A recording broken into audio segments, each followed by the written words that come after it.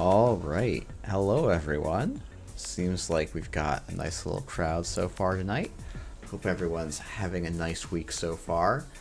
So I'm trying to figure out what I am taking to the Montreal NANPC event, which is on the 25th.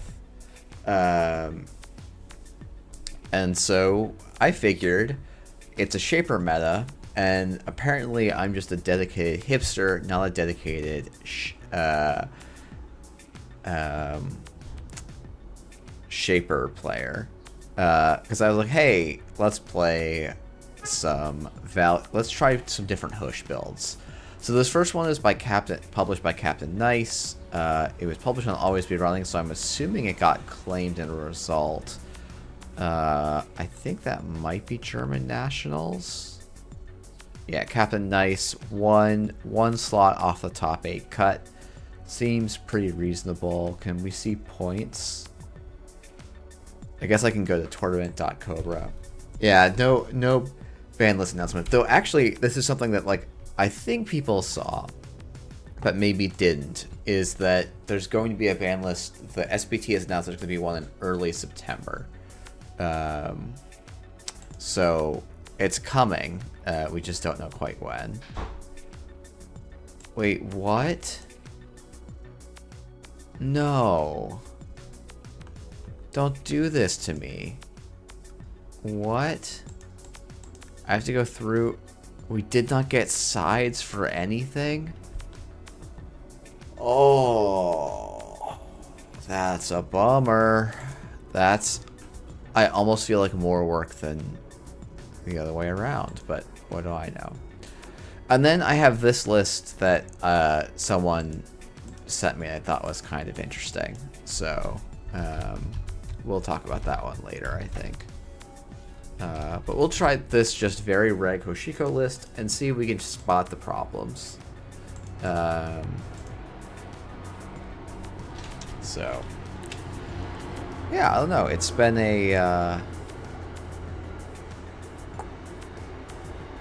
I don't know. It's a bit of an odd period. There's been some stuff going on behind the scenes that are a little stressful in the world of Netrunner, but I think we're moving in the right direction for all of those. I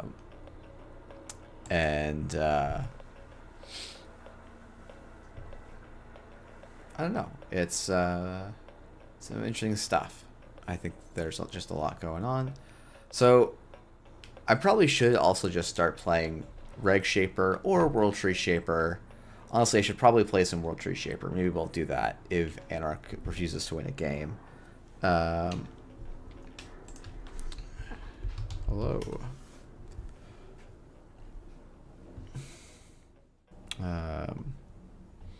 But we've got, 9 games going. There was 11 earlier. I've heard varying reports of the lag.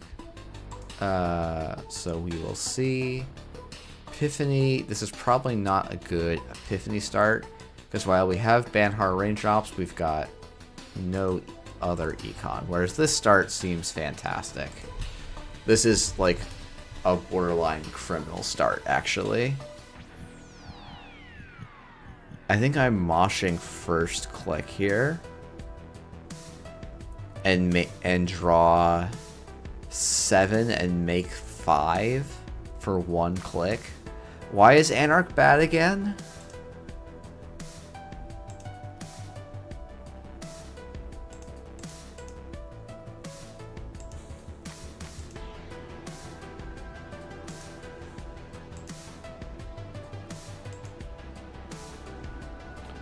Okay, so now we're gonna raindrops server 2.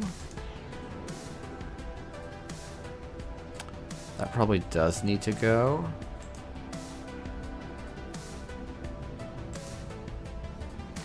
Sure gamble. Let's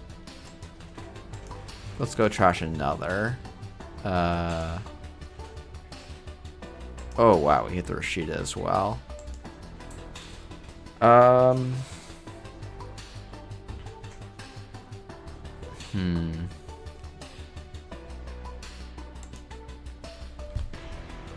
Is this an ironic bad or sincere bad? A bit of both, honestly. Like, you know, something I probably should have spent some time breaking down at the top of the stream was that, like, we went from a very heavy Anarch meta into a meta that is now extremely Shaper heavy.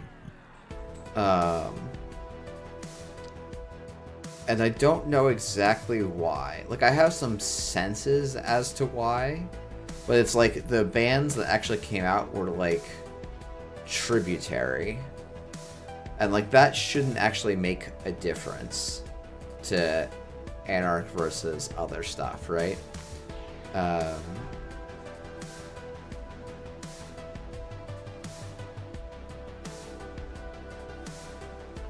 And so Anarch just started doing much worse.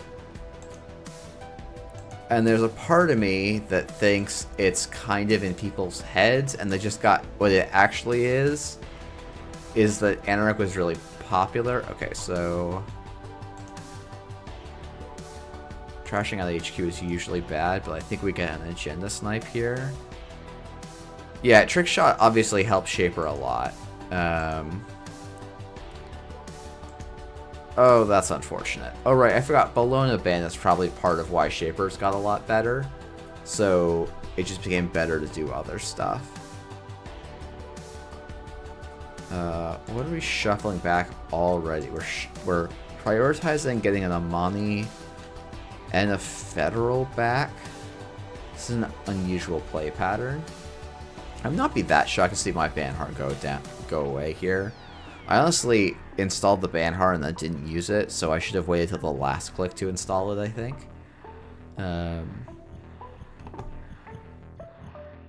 Yeah, so my sense is, like, I don't know, it's this weird thing where everyone's like, oh man, Hosh is underperforming in that she's not a particularly popular set of the field.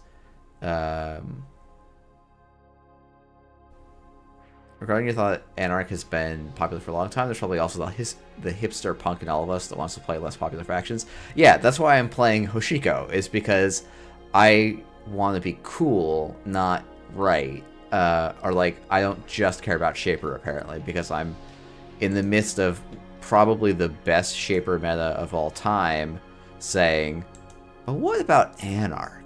What about it? Okay, we're going to hit the price here. Maw seems pretty good.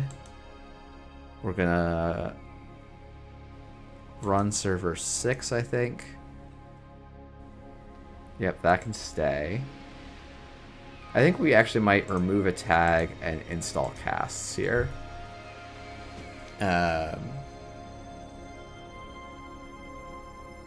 People were talking about Shaper popularity is held behind the piling requirement, while Hoshiko doesn't. Is that still true? I do think Shapers got a bunch of just kind of crude hammers that made them much more robust, right? And by crude, I just mean, like, powerful cards. So, David, I think that's an interesting question, and one of the ones I'm trying to figure out. Because, like, in theory, the meta should be swinging back towards a Shaper-teched meta. But I'm not sure that has actually happened yet. Let's draw first. Server 4, I think, is still our angle. I'm actually out of money here. I think I'm going to take a quiet turn. I maybe need to be going for Maw value here. I'm not 100%. It's funny, I guess I'm very dead to an Amani score here, so this was probably not correct. That's actually 100% what's about to happen. I'm about to get blown out, because I'll just invested 3 in a cast that's going to never pay off. But I do kind of have credit gamble, run HQ, and feel okay, I think. I would also love to find my bones. I'm assuming this deck has a bones. Yeah.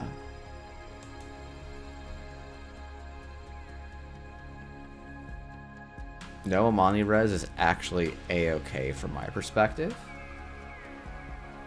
Yeah, it's difficult. It is genuinely... I mean, some of it is, I think, a lot of the meta has shifted towards very orthogonal decks.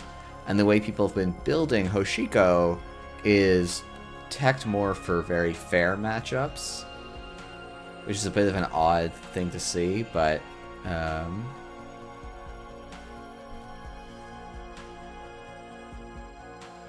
Yep, Rashida in server 4. I actually probably do want to go and start interacting with that.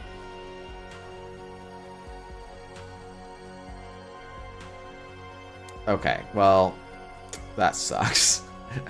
I was like, oh wow, but this is like, yeah, getting all of tier 1 score triggers is bad here. Yeah, this is what I was kind of worried about.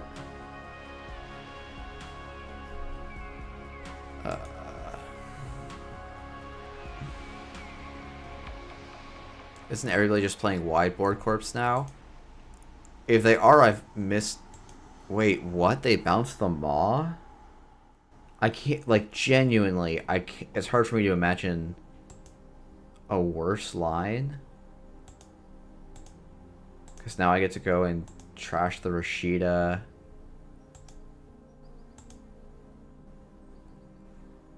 Run HQ. We'll trash a Hollow Man. And we'll grab a credit.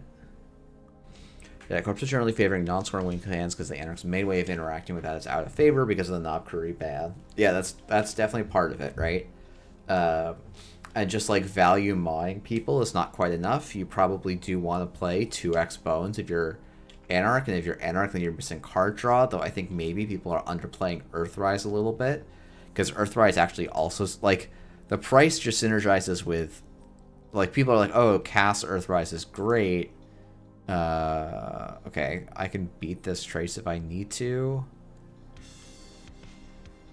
Oh, Epiphany fucking sucks ass, though.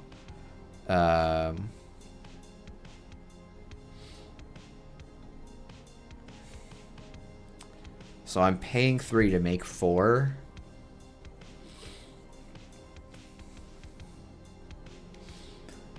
Or I'm paying 3 to make 6, but I'm paying 6 to make 6 versus paying... I guess it's 3 either way, and this saves me a click.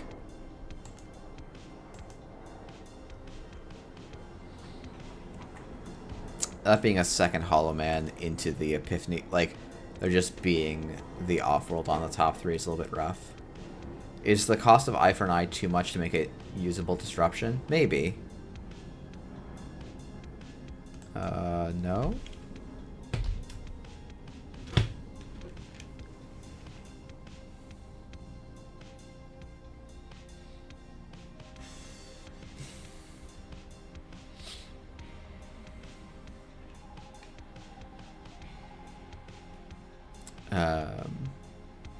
Eye for an Eye is definitely an interesting thing.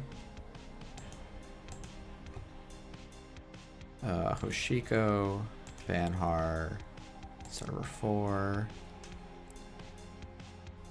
Okay, so the problem is if I just throw down this Maw and start going, I get Amani'd again.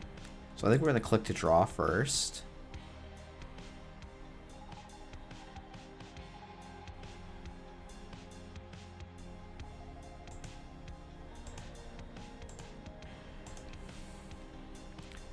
I think last click's not great, but I don't mind a Sansan and the Hollow Man being available, because this Hollow Man's not, it's only threatening 3/2s, so I think we're, like, I don't love this board state, but I think it's going to be okay.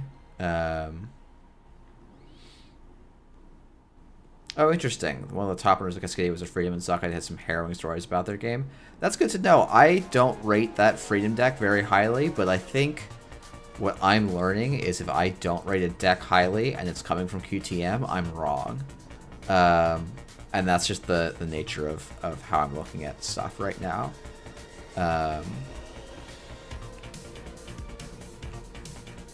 Which is a bit weird. Or not weird, it's just like the reality of where my level of actual skill and deck building creativity is.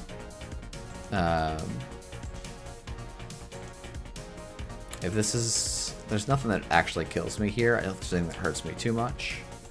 Like, a ping is marginally annoying, but this is just like run down server 4, run down server 11, maybe run down server 10. Oh no, 10 is another Hollow Man.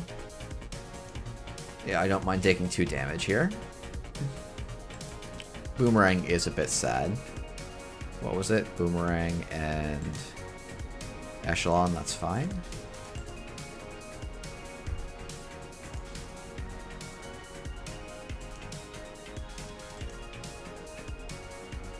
Let's steal skin here and try and get some money. Nope. Okay, that's unfortunate. Oh, of course that's a Sansan. Yikes, this is not great.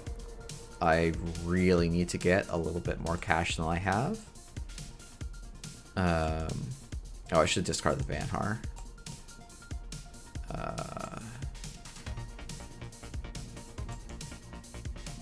Yeah, it's funny, like, some of this might actually just be, like, one of the things that I'm looking at in this list, I'm like, why am I not playing Dirty Laundries? Like, I imagine it's because of price challenges, but it feels like a Dirty Laundry here would be just a very, very good card. It synergizes with Maw, it synergizes with the Mystic that's in my bin, like,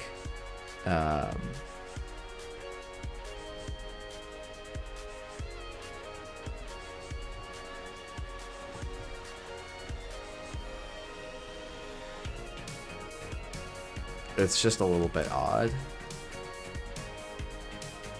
I'm a little bit annoyed that my opponent just gets to keep top roping stuff off of Epiphany. Yeah.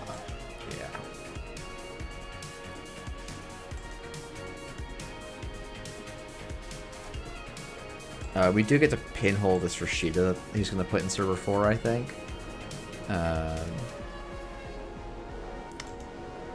Okay. Banhar, server 4.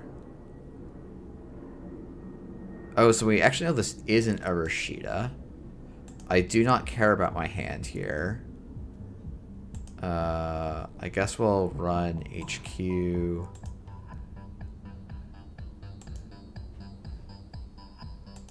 Yeah, that's fine. Let's run R&D. Money. I'm gonna draw. Click for a credit. Discard the twinning. Yeah, I mean, like, this is the thing. It's like we've kind of run out of gas, which feels like I feel like there's a couple different ways you could approach this in deck building. But we're not, like, we're in a rough spot. If I draw Bones, it's like everything is kind of live again. But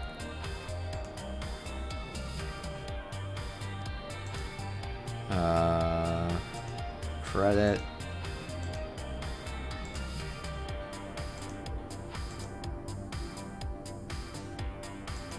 Yeah, that's fine. I lose the Maw as soon as I touch an agenda, which does stink here. And let's draw another card. Man, yeah, this is like a very... Yeah, this is a situation where it... And I'm probably not playing this matchup well. I think I probably trashed some stuff I wasn't supposed to. Which gave Epiphany some triggers. And, like, I can't really stop a score out here, I think.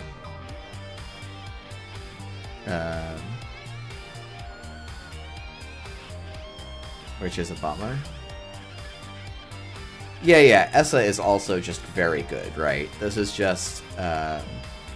Chris, why do people not like DJ and Hush? I think because games don't actually go that long, would be the argument. I need to turn down this music. It's, I think, at an okay volume for y'all, but it is just too loud in my ears. Actually, I guess I could just turn it down to me. Okay, that's good. Ooh, that's the wrong thing. Yeah, I think basically their expectation is either they've already won or they're not going to win.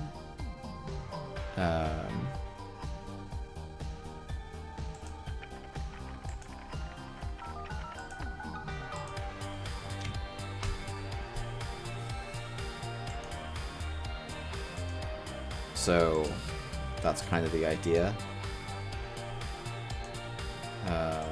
I need to like get out of this money hole.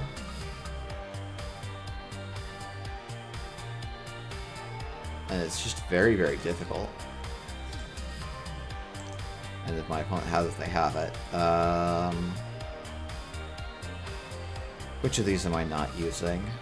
I think I have a second cleaver in the deck still. Yeah, man, like having a Dirty Laundry here would be very nice, obviously. But that's like this specific matchup, and I think the argument is like, oh, against the Ag Infusion, you really don't want it. But man, I'm like looking at this. Like, we're already playing 23 events, so it's not about the strike fund or the price synergy. Honestly, with 23 events, maybe we should be playing a Liberated, but yeah. Gee. Yeah, getting the Wage Workers, the Powers, and the Imani was kind of deadly.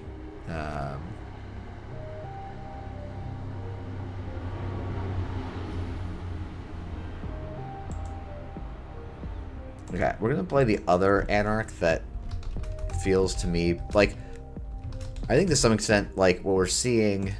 So, like, from my perspective, the Reg Anarch, like, evolves certain decks out of the meta.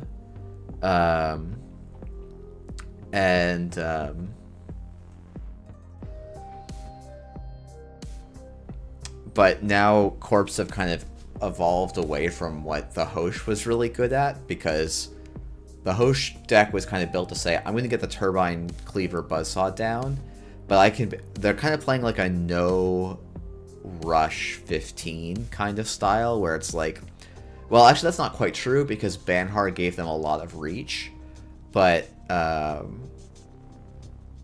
yeah, that's also true, Salamir. Like, there's basically 2 asset tech cards, and we didn't find either of them until like 20 cards in. And when you actually look at like what makes money in the deck, it's the Moshings. So like probably actually discarding the second Moshing was wrong, because all of my breakers could have been Moshinged. Same with like the Pinhole Threadings. So like there was misplay there.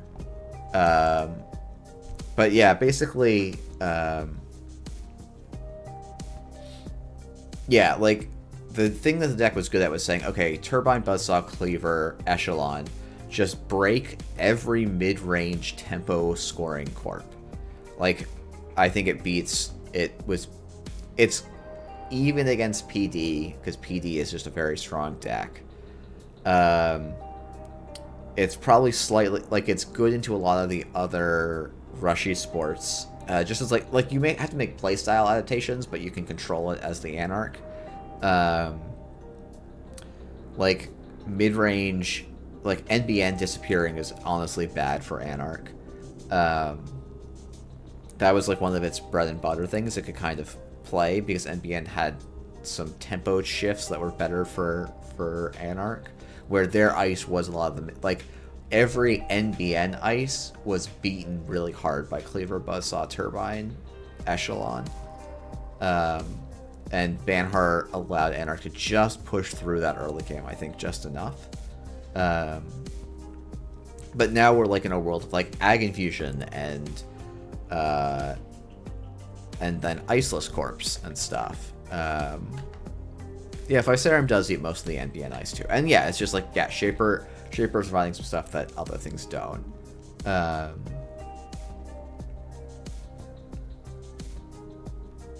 So, I don't know. And I think also, like, genuinely a little bit, I think this style of Anarch is, like, if you're really, really good, is good, but, like, realistically, this deck needs Mystic and Paladin to make any credits, right? And so, you know, the deck is really dependent on a couple of cards. It doesn't play a lot of copies of those cards. It feels a little bit to me like it got a little bit over-teched, or like, you know, too like reinforcing and insulated, so people cut cards that were essential on other things. Do we feel like Physarum is I guess I don't feel like Physarum is actually doing that much in terms of, like, I think if you ban Physarum, I don't actually think the court meta changes. I don't think it changes much at all. Ugh, I don't want to do this. I don't want to play against Saraswati. Ugh. But I think we have the stone ship, so we're just gonna, like, let it ride. So this is, yeah, but does Tollbooth, I don't think Tollbooth is gonna change the way the meta works, right? Like, I don't think, maybe Glacier Asmari comes back, but, like, is Glacier Asmari actually better than, like, Punitive RH? My sense is probably not, right? I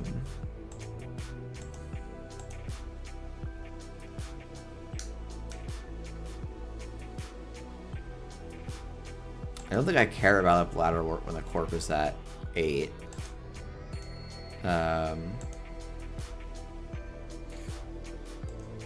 Alright, let's just sick rip it out. And there's a Dirty Laundry. Love that a lot. I mean, Stavka Haffern fell off for other reasons too. Like, genuinely, I think Stavka Haffern was already a bad deck before Physarum came out. I don't know. I'm not so... Oh my fucking god. I genuinely, like... Fuck this style of play. I think it is extremely uninteresting.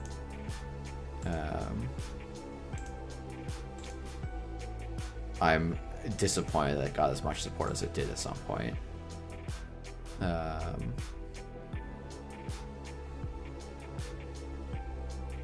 Jesus freaking Christ. Okay, well, that's really bad.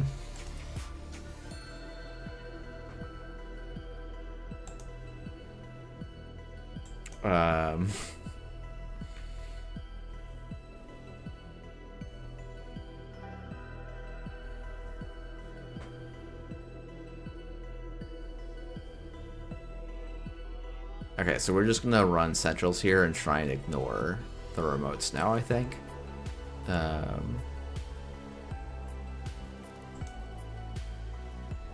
Okay, so I think this is...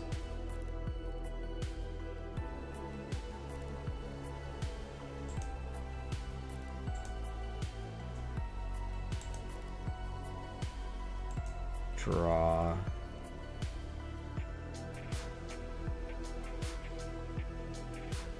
I'm a little surprised my opponent didn't go for the one Bladderwort trigger they were going to get this game.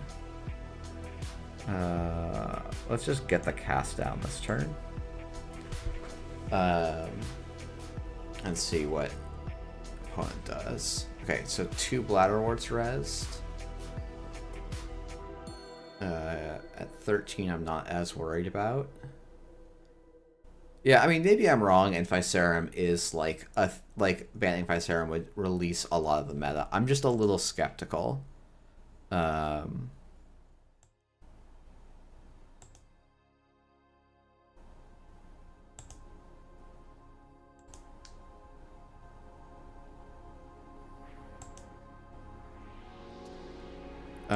Just because oh, I'm on the wrong thing.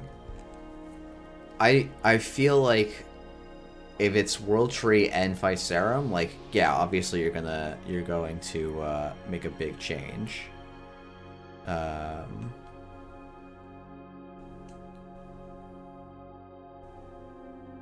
Yeah, Eric made that article.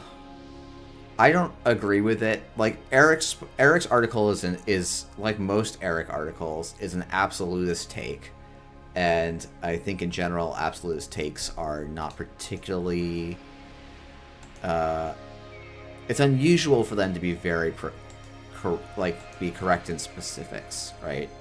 And I don't know. This feels to me like a meta where we were already in a weird place, and then Shapers just happened to be good, and so people are blaming it on Shapers. Whereas, like, I do kind of think that, like, the meta is just odd. And, like, it's actually odd more so because of the corpse. Than, like, runners. And, like, Eric's article is also from peak boat meta. And so you have to, like, take that, like, there's context to that article that you don't just get, like, you know, you have to think about. I think stuff like the control lat is, like, an interesting example of, like, hey, this is classic control shaper. And so we kind of have to, like, think about it. But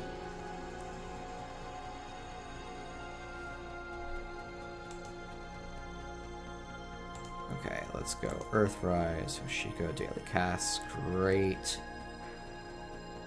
Let's just install a leech. Yeah, we're just gonna put it down for one. This might be wrong to get all 3 strike funds, but I think this is gonna be alright. Let's get this, let's fish this snare out. Let's fish this snare out. Okay. Then we'll just put down a Devil Charm. So, like, maybe there's a... I think with the Stone Ship, I'm pretty safe to a lot of damage nonsense. I'm not sure what Gaslight is getting here.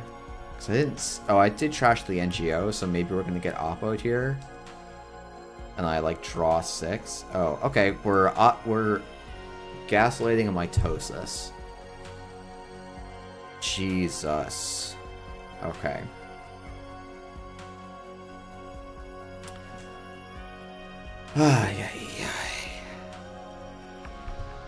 There's, like, a part of me where, like, I think I'm probably okay to win here. Like, my multi-access is not very good, because this is very much a Snare Bear deck, so, like, your multi-access is just... Oh, no, it's a single Stargate. Okay. Sick. If I can get this... Oh, okay. Yeah, I should be playing for the Stargate play here, because I think that's just, like, completely the line. Okay. Let's try and hit the Stargate. We'll install Miss Bones.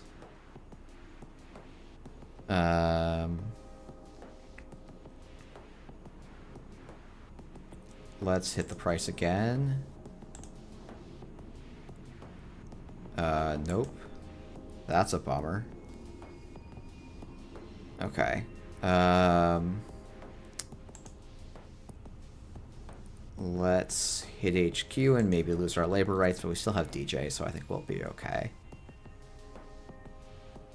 Okay, yeah, we've got Kakarembo and Mitosis in hand.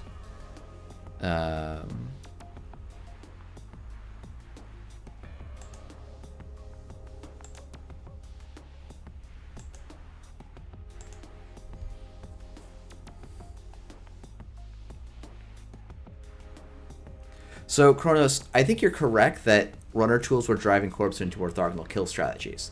But I don't think it was Shaper runner tools that were driving Corpse to orthogonal run strategies. It was actually the Turbine, Buzzsaw, Cleaver, Hoshiko decks that drove Anarch to go, or that drove Corpse to go orthogonal. And then people's Hosh builds were not keeping up, basically. And so they started pivoting, effectively, I think is my read of the situation.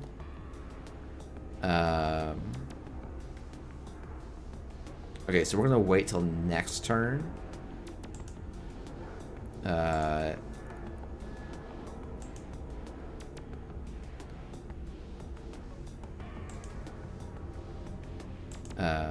And so, like, we didn't have Shapers, like, it's weird, because this is definitely a runner, like, led meta, right? There's, like, it would be silly for me to try and say anything else. I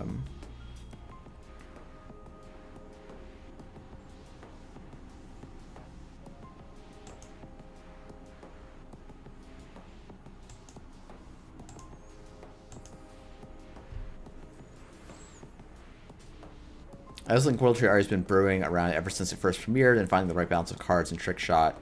I mean, I think it was Trick Shot and Coalescence. I actually think Coalescence and Muse are bigger for World Tree Ari than Trick Shot. Trick Shot's obviously a consistency thing, but I think there's actually other elements I might put in front of it in terms of like raw power. Oh, hey, it's an Amakua. That's definitely going to be relevant here. I think this is... we're going to install Stargate. Providing a strike fund. We're going to gain the 2. Then we're going to click Stargate.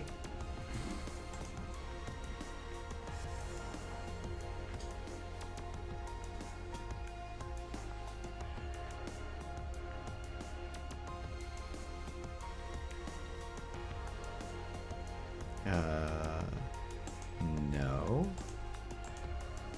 Lower. Trash the encountered ice.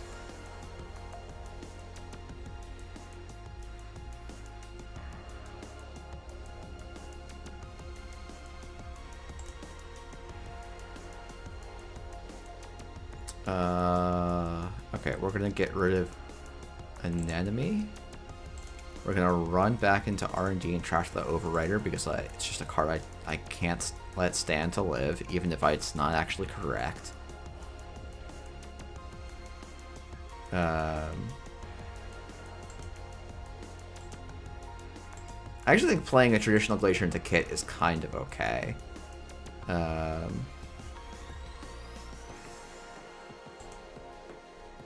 Like, it's not your favorite, but like a border control into Kit is like, it has value. But yeah, I do think like, okay, so Spin Doctor's probably going to come down, so we're going to have to Stargate a lot here. And then, yeah, like Manic Arm, Anoetic Void, Skunk Works. Like, there's stuff you can do as traditional Glacier into Kit. I do think Trick Shot is a big shot in the arm. I think Lobosome is probably too big a shot in the arm. Like, I think Shaper got probably a little bit too much, right? Hey, morning, Jai. We're trying out some Anarch. First game, I was like, why did everyone cut all the Econ cards from Anarch? It seems like a meta where you need every Econ card you can get your hands on. And so far, I feel like that's proven effectively right. Both games have been against absolute piles. So we're just not having a ton of fun tonight so far. Alright, let's hit HQ. Strike Fund, gain 2, make a run on HQ.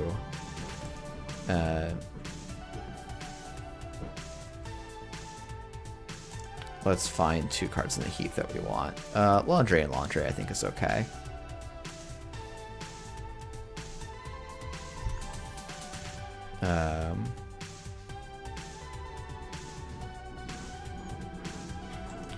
I think potential clearing kill options are on the board, but I also have like +6 draw here off of the damage that's like in theory present. So I'm just not as worried about it. Okay, so I can trash the 2 to cost, 2 to cost. I mean, I guess it's just the longevity serum, right? And then we Laundry Archives. Opponent Resident pops a Spin Doctor here, I think. Yep. So there are Reaper functions on the board, which are gonna pose some challenges. So I want to play a little conservatively with my card draw from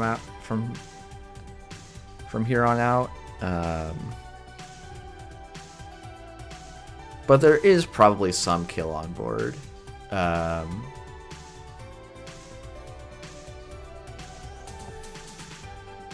So I probably need to be running R&D and HQ every turn, basically.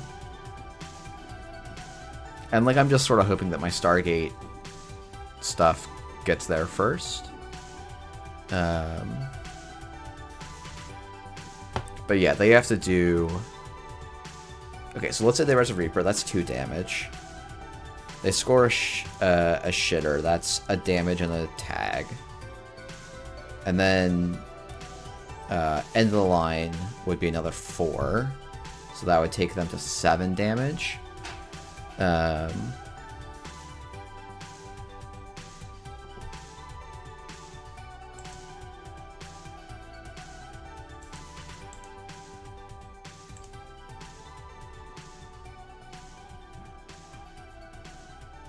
I think this is probably the Spin Doctor, but we're about to find out.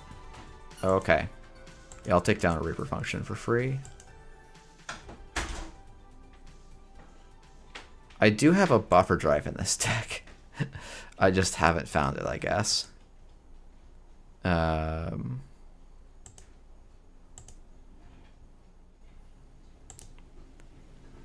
think diversion is super relevant here.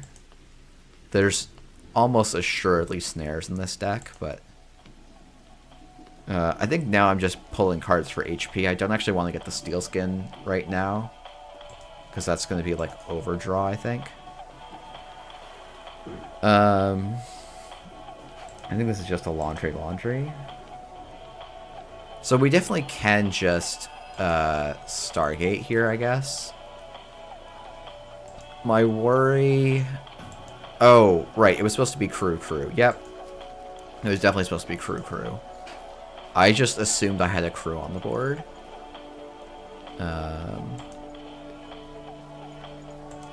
So that's on me. We'll just do that next turn. And hopefully we'll actually see some agendas, because they're not in R&D, which means they're probably on the board. Server 6 might be worth thinking about running here.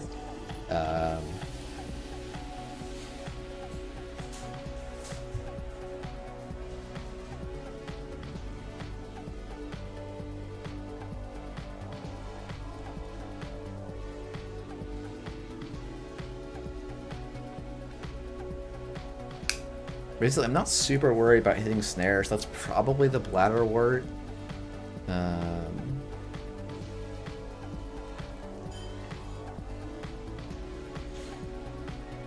Like, hitting a snare is not ideal. But I have the DJ for labor rights to get 1 labor rights back. I don't have that much health. Server 13 is getting advanced. How much influence have we actually seen? So this is 1. This is 2. Yeah, so now we're just in the chaotic advancement mode. Oh, hey, it's a crew.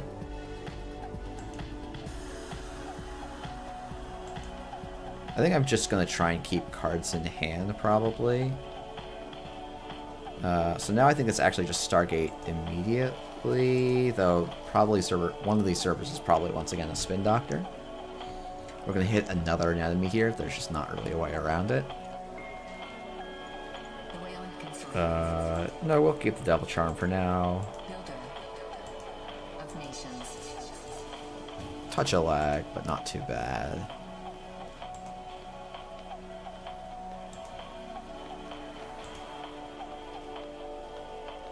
Let's see if we can find some points this time. Okay, let's trash Trick of Light. Then we're going to Dirty Laundry R&D. This way, if there is a Spin Doctor, I still get a chance to draw, and I get to make the run on HQ and try and find it.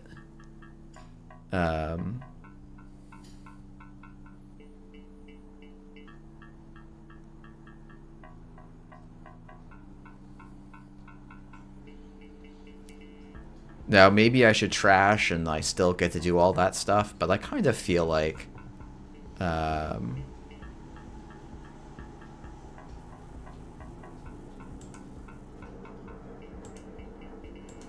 I'd rather have this shot at the bacterial.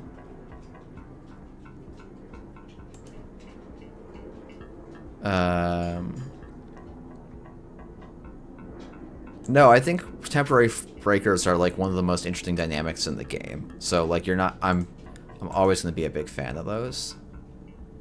I think they have a lot more downside than appears. And like the fact that Sokka wins with them is cool, but it's not because they're broken. They're just cards you have to play with well. But they have real costs.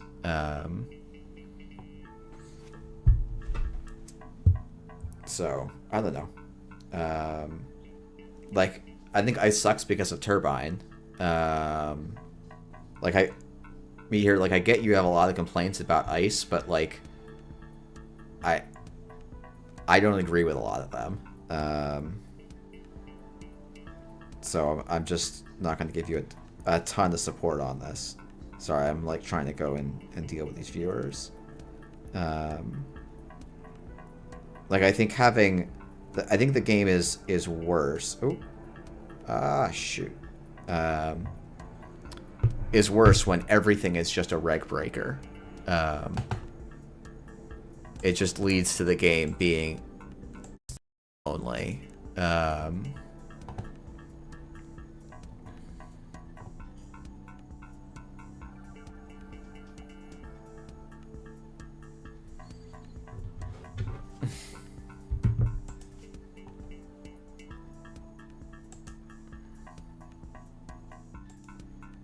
mean, I know nothing about the ban list update, Jai. I'm going to be honest.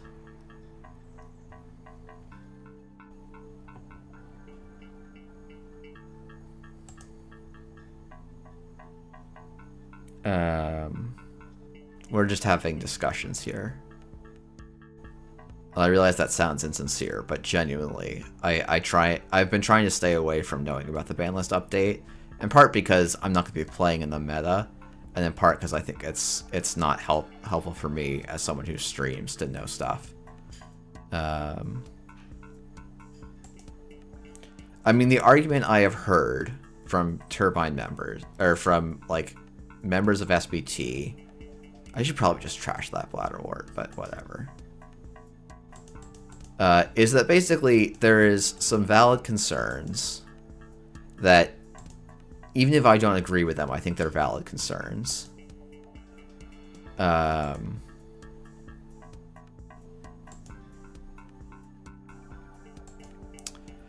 if you ban Turbine, you basically get the reverse problem, where the meta becomes entirely about the corpse just playing the biggest possible ice they can.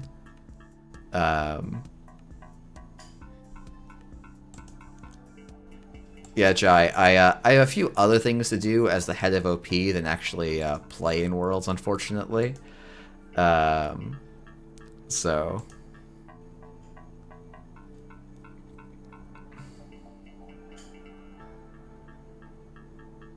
as much as I would love to.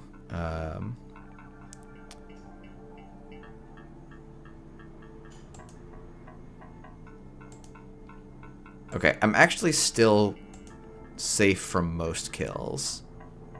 Oh, sorry.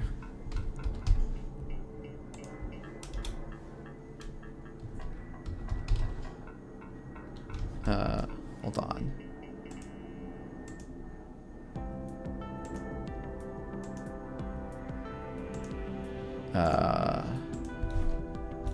I'm still alive through both of those, by the way.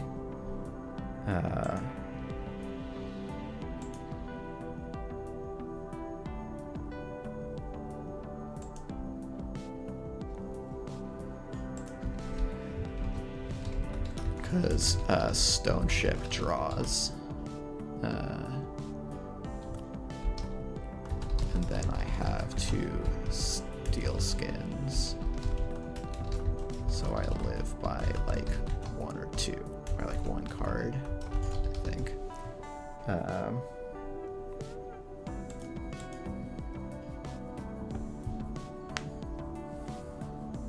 I mean, maybe, but the Unity Revolver Repeller deck seems to deal with Big Ice well enough. Does it deal... I guess, like, I think that...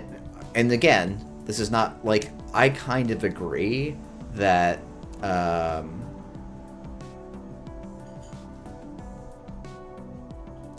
can I politely message someone to say, please never play this deck against me? I guess next time they join, I can just say, nope, this is not what I feel like doing today. And we can move on. That's what I should do, instead of being salty.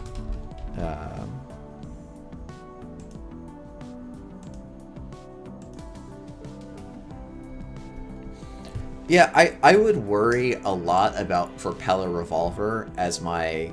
Oh, the corp is Hyper Glacier BTL and is stacking Pharoses and Logjams. Like, that's not a meta that A, I want to play in, and B, that I think you can deal with Propeller.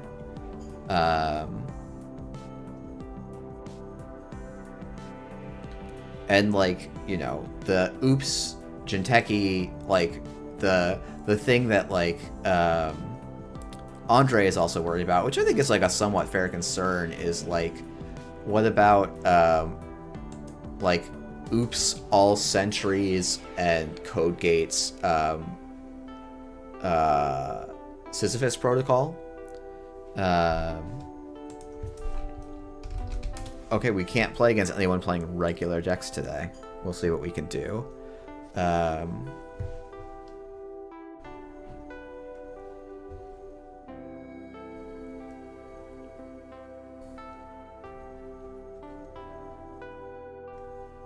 Yeah, like, from my perspective...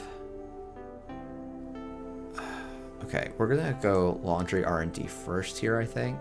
Then we're gonna price...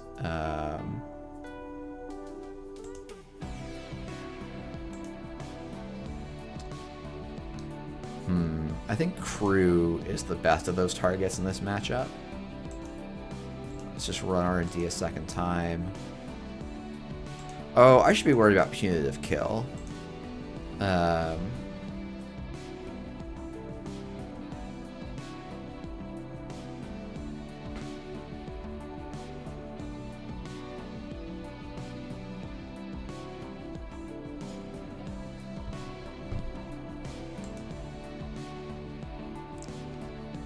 Okay, I think this is just like draw.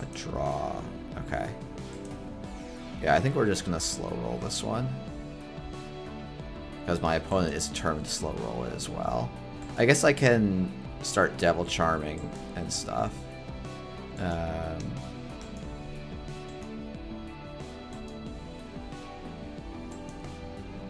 Nope, just completely getting the lag.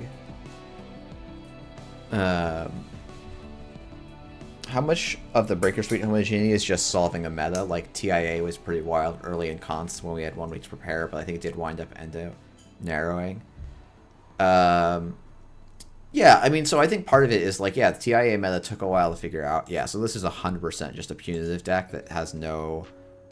I'm going to say no redeeming qualities because I'm having a salty night.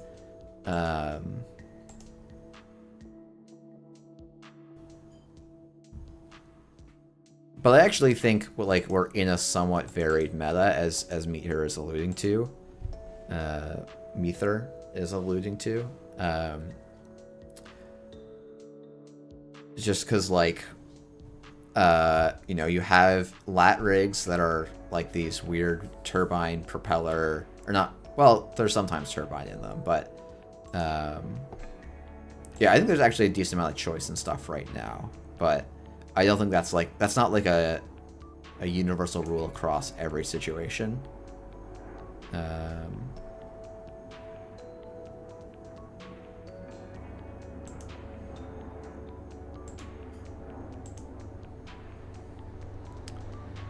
And I think I'm going to click for credits here.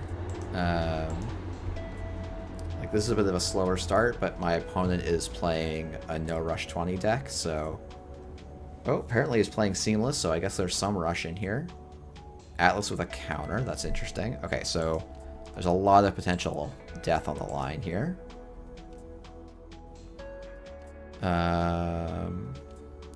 Let's install a charm.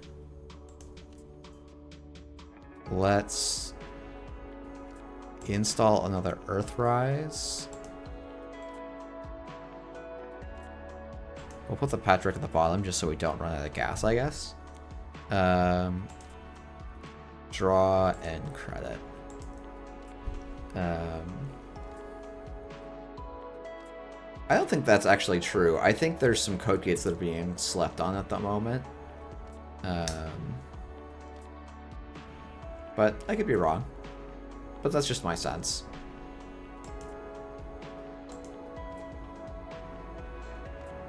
Okay, let's hit the price here.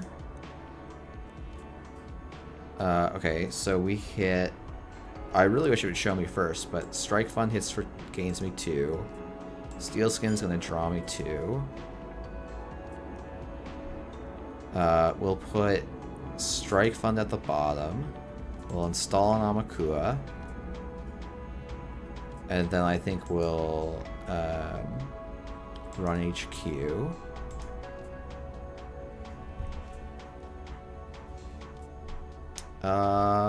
Yeah, we can trash a blockchain, I think.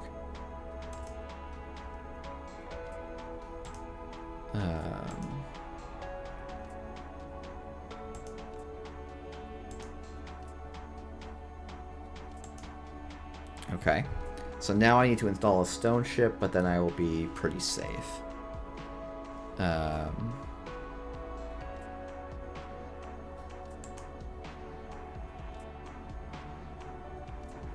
I used Patchwork yet this turn? I have not. I will... I don't get to buffer drive, but let's just do that.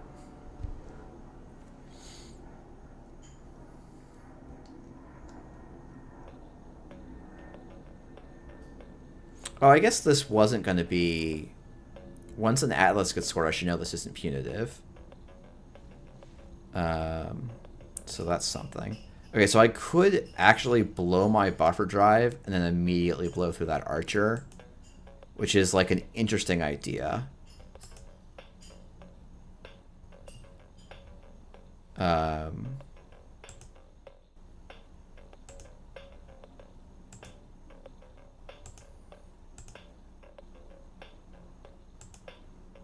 think it's not particularly important for me to do here, so like there's not much point.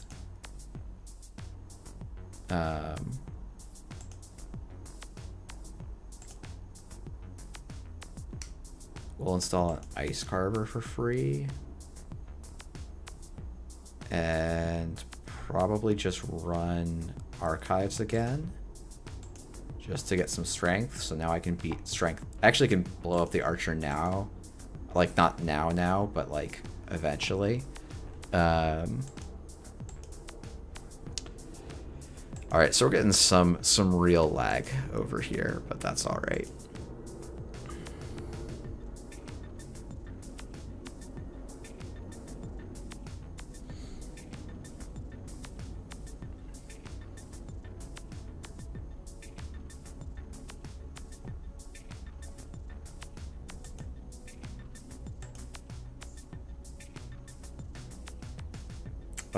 Maybe I just do labor rights here. We're going to put Stargate on the bottom of the stack. We're going to shuffle back Leech, Charm, I actually think.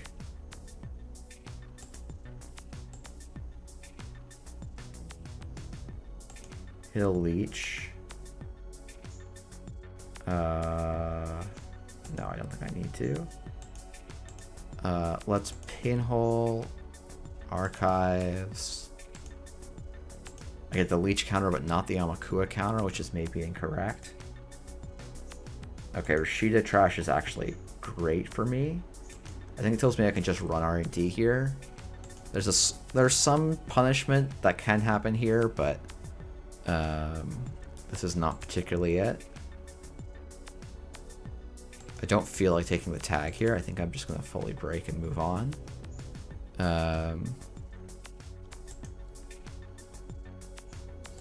Alright, let's just keep ripping Basalt Spires. That seems like a good way to win on like 3 accesses. I do feel a little bad for Shizbalik. because I've accessed, I think, 4 cards. Maybe, yeah, I think 4 cards.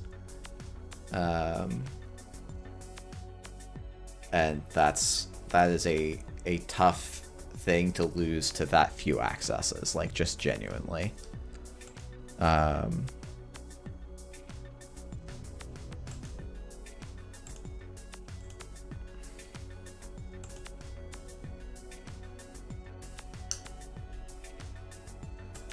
If I can draw a frickin' chisel, that would be real nice.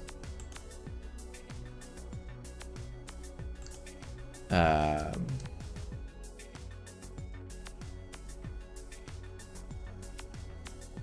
don't have a ton of range at breaking stuff, but I want to start making Shizbalek do some stuff here.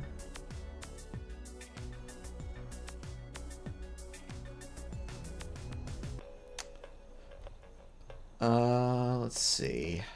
So I could take a tag and trash this Pharos.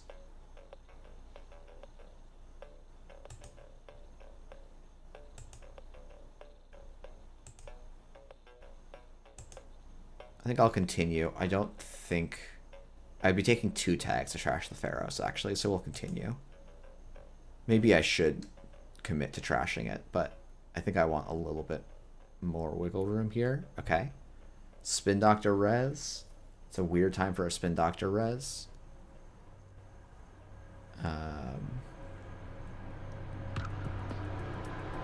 Trying to think what could cause the Spin Doctor Res here. Spin and armed asset protection into R&D.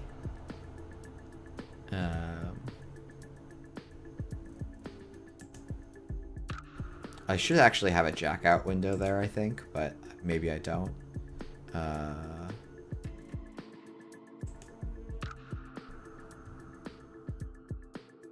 Probably shouldn't continue here. Okay. So...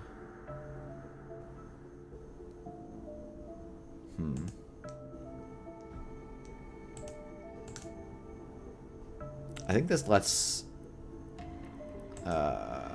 this opens me up to some punishment that I don't love.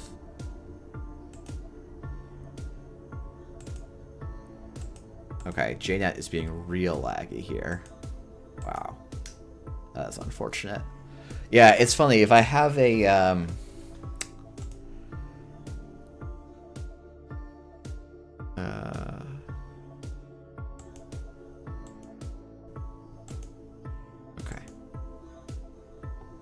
I have a Devil Charm. This run actually is just so good for me.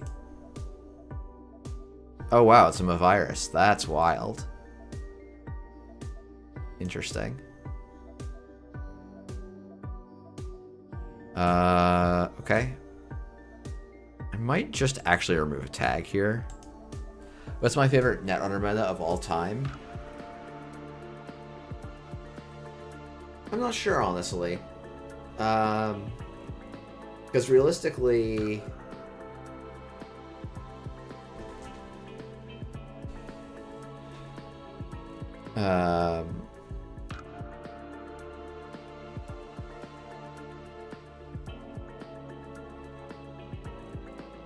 I have not actually been playing in that many metas as a competitive player. I think, like, 2019 meta, I loved. I loved 2019 meta.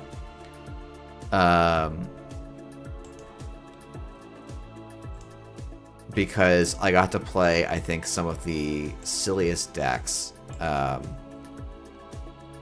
Like, playing combo Asa was, I think, a lot of fun, pretty skill testing.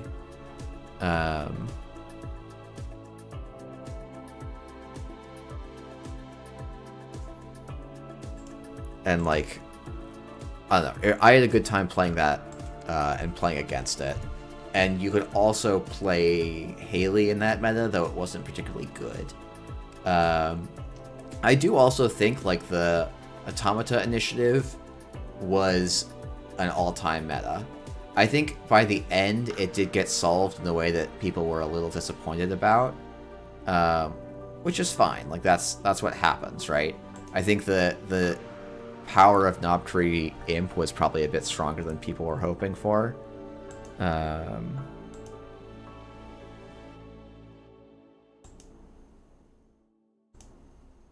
Or, like, it was a little bit too much, but we'll put Strike Fund on the bottom. Then we'll shuffle back Crew. Crew.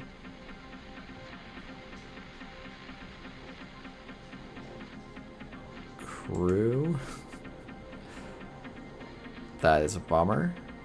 And then we're going to install... We're going to draw. And then we're going to install a Crew. Ditching a Patchwork to do so. And now HQ is open next turn.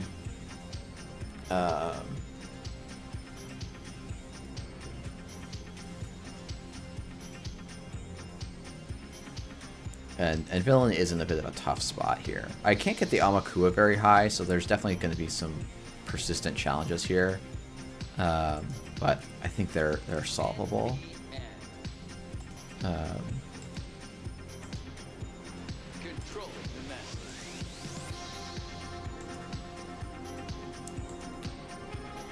like it.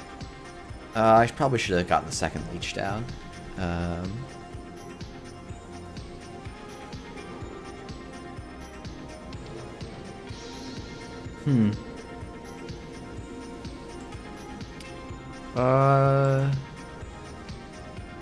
Nope. You can fire these Stavka subroutines. Because I'll just DJ Fenris and get my Amakuas back.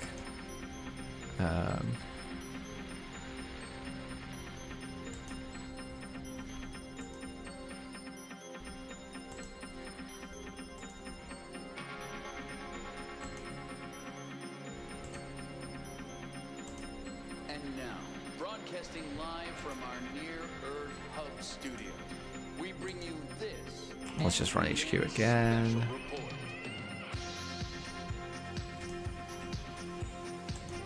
Alright, well. RIP.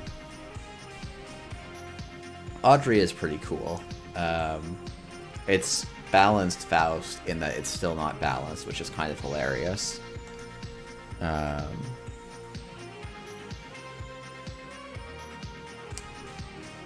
Okay, I am running out of resources here, so we're going to draw, install this Crew. Strike Fund, gain 2. Strike Fund on the bottom. Install a second Devil Charm. What is your favorite physical card game?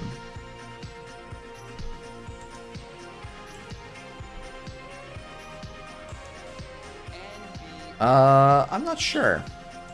I don't play a lot of other card games, honestly.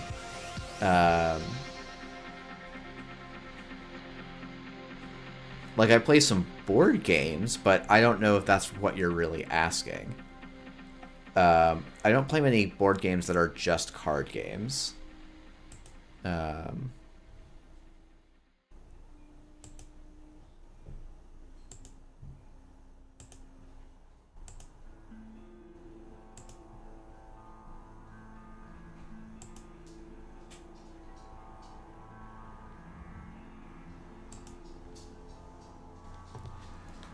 Yeah, Dune's pretty good. Dune Imperium is quite good. I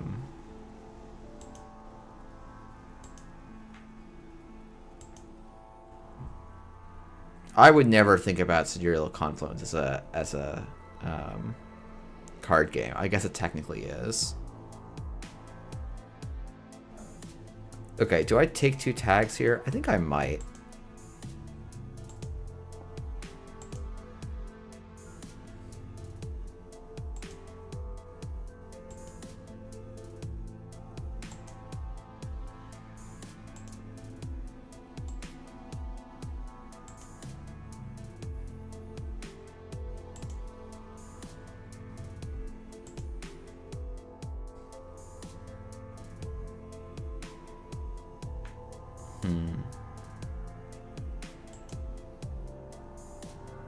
Oh no, I actually can just break the stop code with an Amakua, so we're all right here.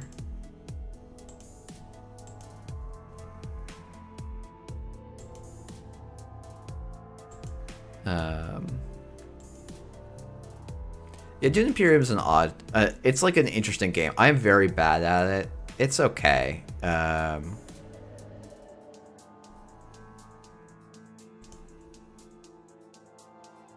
Or like, sorry, the game is good. I'm bad enough at it that like, I'm not going to play it that much.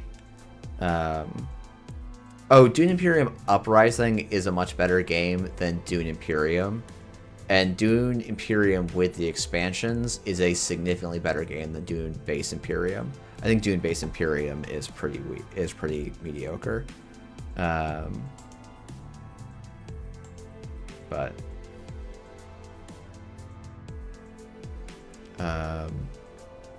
like my favorite board game is Brass Birmingham, which uses cards a lot.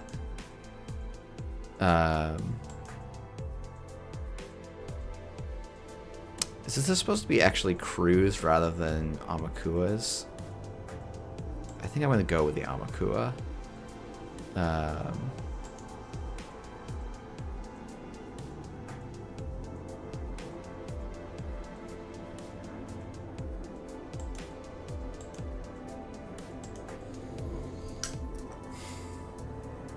Oh yeah, Arcs is great. Arcs is fantastic. And maybe that qualifies as a card game, because that is just a trick-taking game that also has a board.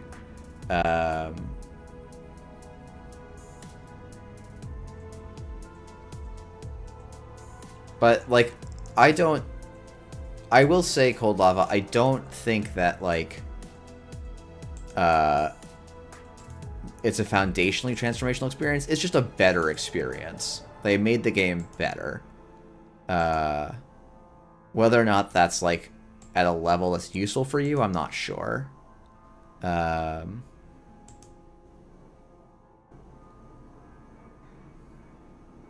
maybe I did need to grab crew here. I might get locked out. Oh, actually, well, too late now. I needed to install the leech, I think.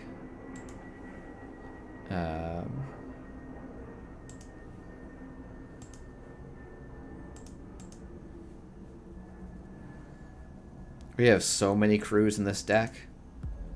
Yeah, I really should have installed the leech. Let's run HQ anyway here, I think. Oh, that's a bummer, Cold Lava. Sorry, hope you're feeling better, or hope you feel better soon, or feeling better. Thank goodness. Okay, we got there in the end. I realized with Dune Imperium that some spaces seemed too powerful, that turn order dictator got them, and wars were fun, but often not worth VPs.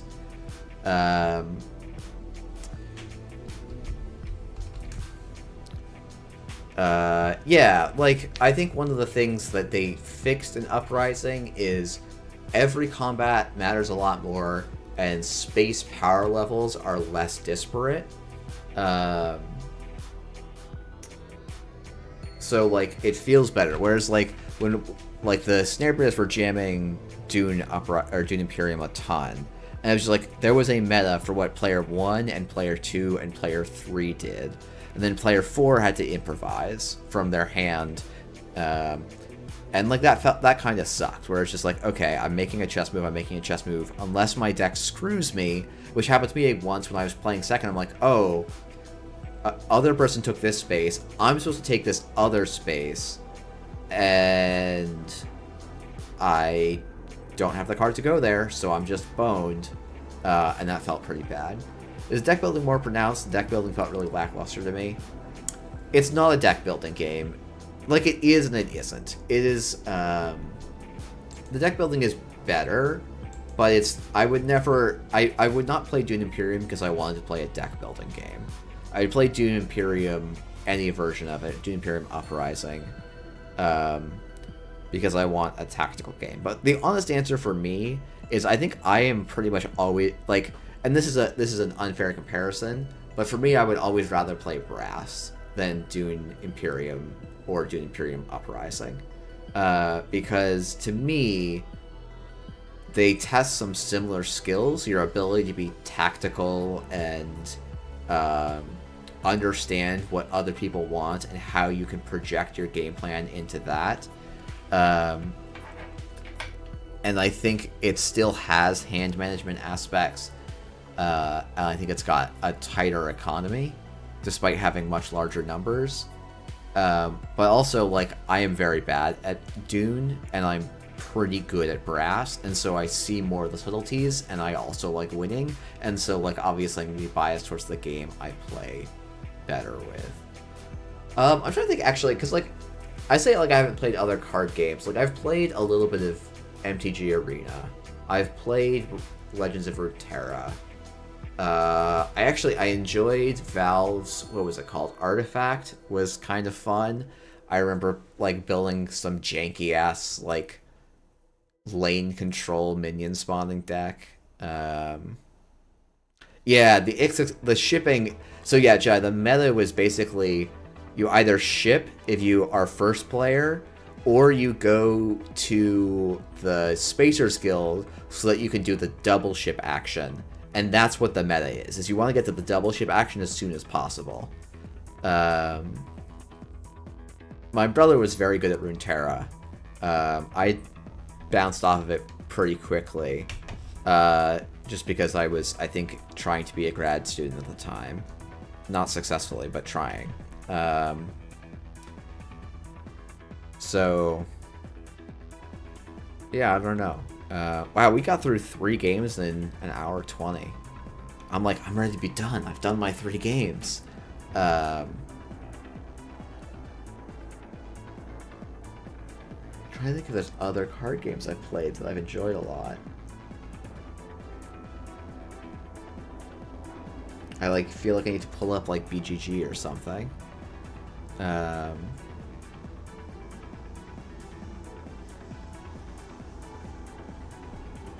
Oh, Dominion. I am a hard. I have, like, I've played a lot of other deck building games, and maybe, you know, deck builders and card games are not actually the same genre. But to me, Dominion, like, is the GOAT of card. Like, I have not played almost any deck builder that I thought about and cared about as much as Dominion. And I think it has some teething pains, or like it has some struggles, like some systemic things that like would be interesting to see changed. But so I've played a bunch of Arctic Scavengers. I know that the Shut Up and Sit Down folks like it more than Dominion. I don't like Arctic Scavengers more than Dominion. Jai, don't tempt me. Don't tempt me. But yeah, I think you know what? I should play a game of Control Lat as well. Oh yeah, I mean, like, you can't. Oh yeah, I should probably try out Girls deck at some point. But let's go and play Boring Lat first. I'm not as big of a fan of Balatro. It's good. I would always rather play Slay the Spire because I've sunk so many hours into Slay the Spire that I, again, have that deep mastery. Or, like, mastery is a little bit of a strong word. I don't have an amazing A20 win rate. I have a pretty mediocre A20 win rate. But, but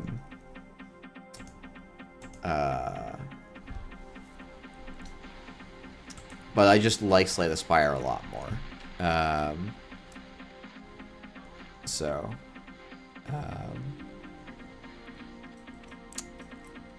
What was I thinking?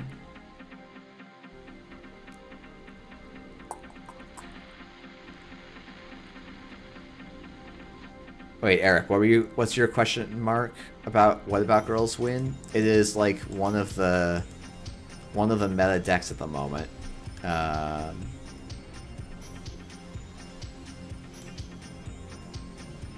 This made 4 out of the top 50, like 4 of the top 8 slots were effectively this deck, which is just Akiko plus Iru, Pretty Mary, like Aesop's Shaper style stuff. Okay, we can play this instead if no one's joined. Oh, hey, 1 sec. We'll play girls. Though Andre played it for like 3 hours today, right? Didn't Andre play it for so many hours?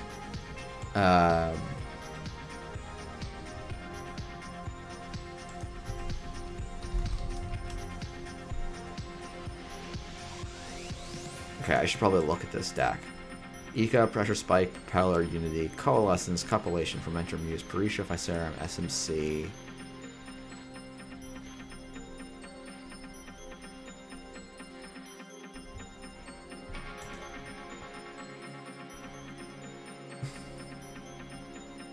And now, broadcasting live from our near-Earth hub studio, we bring you This hand's freaking weird. I don't know how to evaluate this rigging up. What are the rigging up targets?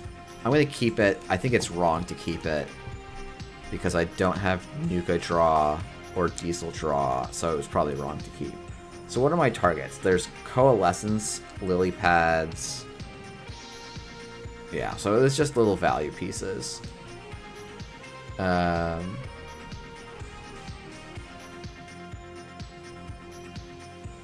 Part of me is like, do I just Propeller? Okay.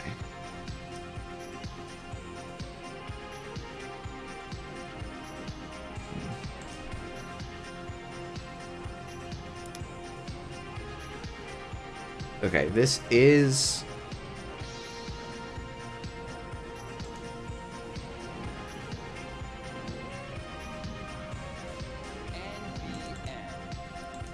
We're gonna do nothing this turn.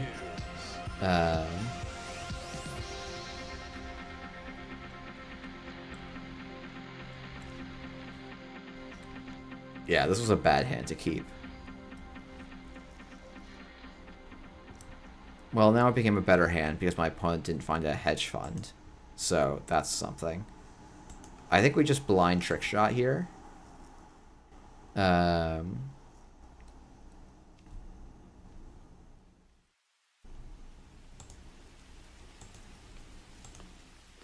We actually might end up rigging up this Propeller. Because we don't have... We have a single Propeller basically as our breaker here. Okay, so we use Trick Shot, then we use Akiko. We'll roll a 0. If my opponent wants to pay to keep me out, they can. I'm already getting the Pretty Mary value, so it's fine. We'll access 1 additional card for Pretty Mary. We'll trash a spin. It's generally a bad idea, but...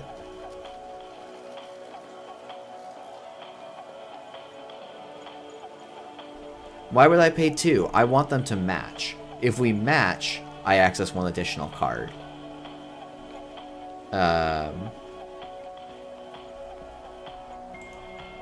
Alright, so this is ganked AOT.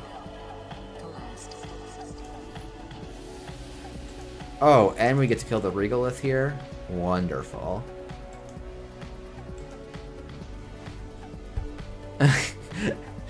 Alright, glad to see that's the core issue here. Actually, it's funny, I don't think rigging up the Propeller does anything, right?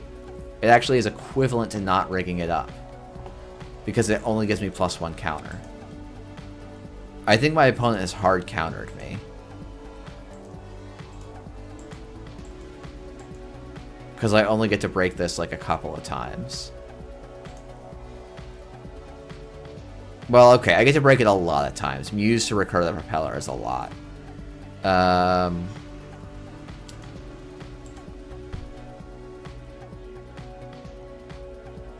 Yeah, Akiko is secretly not a side game. She's a coin flip at best. So I could, like, Muse for Physarum here. But my opponent's not putting me under any pressure, right? So when our opponent doesn't put us under pressure, we just, like, dirtle. I actually might throw the SMC in this bin. Oh, we have a pressure spike? Oh, okay, I can play this a little more aggressively than I am.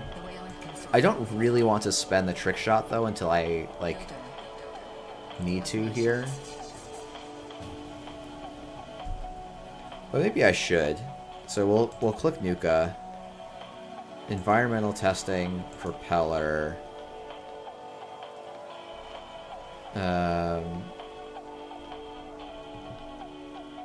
Yeah, it's the only SMC, but that's fine. We don't particularly need the SMC. We've got double mute. Like, actually having the SMC in the bin is completely fine. I'm saving the trick shot for when I can also threaten server 1. Is the idea. So we're gonna... Playing spec work and Aesops to me feels wrong. Like, what are our Aesops targets? There's the 3 coalescences, there's a spent propeller. Spent muses? So we have 6 targets, and we're playing basically 5 shots at it, which feels excessive to me. This is like kind of why I stopped playing spec work. Right, so we have 6 targets, and like, yeah, we have to start musing 4 coalescences, which to me is like, I don't know, like, yes, you can make money off of that, but I think in practice, I think it's a little bit, I don't know.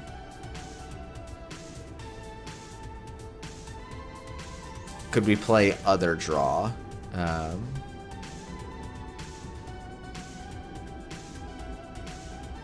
Why are they resing the... Oh, they're getting the wage workers for free. I see, I see.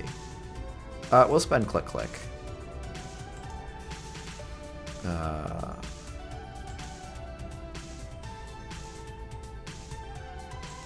Musical is surprisingly high value. Isn't it? You net even and then you sell for 6. So I'm not sure how much you're actually achieving. I actually want to access this Manigan before I hit the second ganked, I think.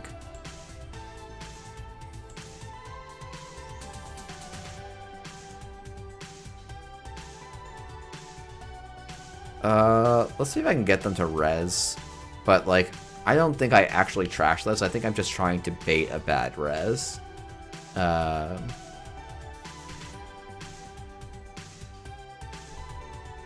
Like, I'm assuming they talk about the Muse Coal, but, like,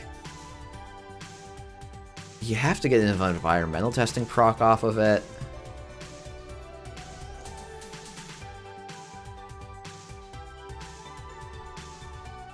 Okay, I mean, this is more or less exactly what I wanted.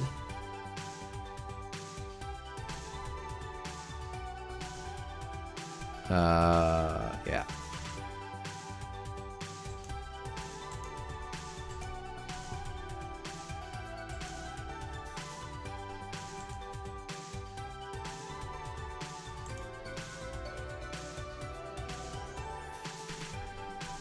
Net even, but you're ideally also getting an envy testing and it turns on a simul. Turning on a simul is not that, like, I don't know.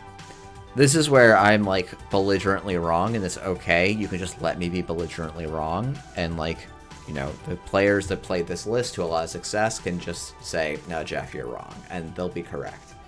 But to me, it just doesn't make that much sense.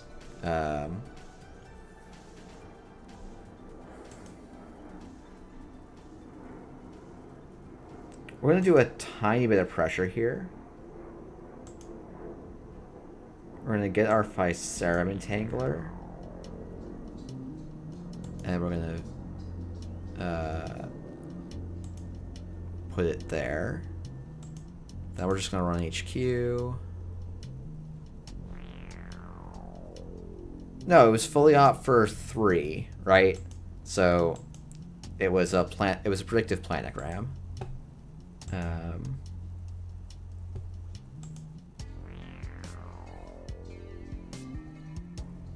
and maybe this is wrong, but honestly, I kind of want to know. Like, if I know what this ice is, I can make a lot of choices. Okay, I think it's unlike... can I afford to... No, let's hit the Nuka here.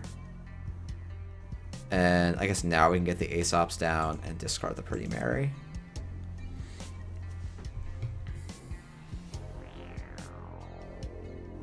Opponent spend a turn purging.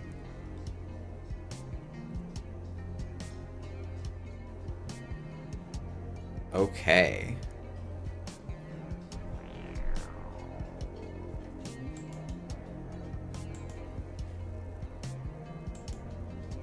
That's wild.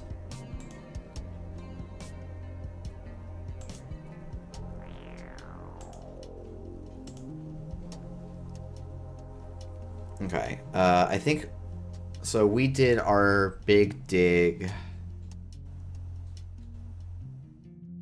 on this turn. So access 1, 2, 3, 4 cards out of R&D. And there was no trashes or steals out of R&D. And so they've drawn once, twice, thrice. I genuinely think if this is a... I guess they have the Seamless in hand.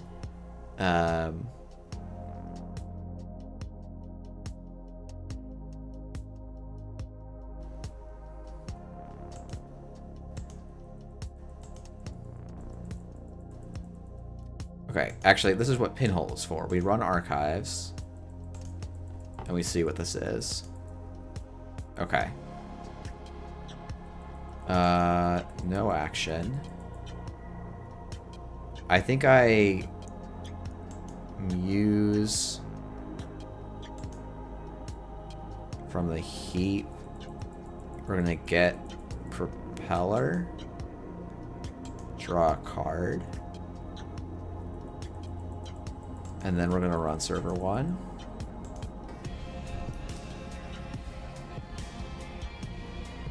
Okay. So now we break an Eli. I guess I'm supposed to trick shot there and just bounce off the Eli, but I don't love that line. Okay, that's a very odd choice to res a tier there. Because I break it for 3.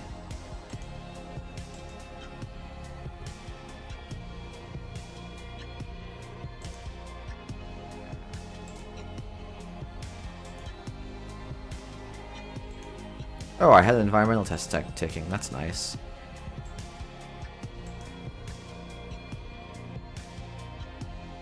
And then we're gonna creative commission. Yeah, I mean, there's no actual trick for them there. Like, I am just in that server. And they're on 0 credits, and they're going to take the turn to purge the Physarum. Alright.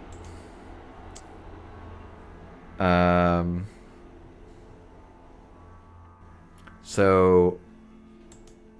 Oh, no, that's undo. Click that. Let's install the environmental testing. Then we'll pressure spike. Then we'll draw the card. So this is 4 credits to see 3 cards in R&D. I think that's okay.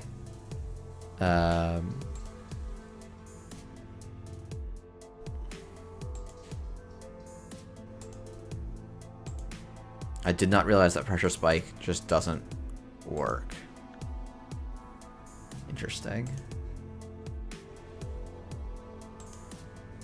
You have to do these in a particular order. You always have to do Pretty Mary last on JNet, or at least after you have 1 additional access.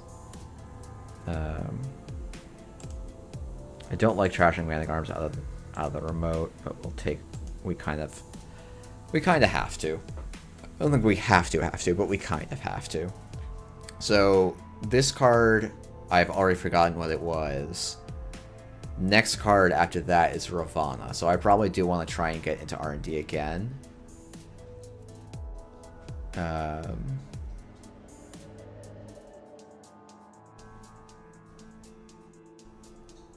Oh, it was Managarm. So actually they drew the Ravana and chose not to install it?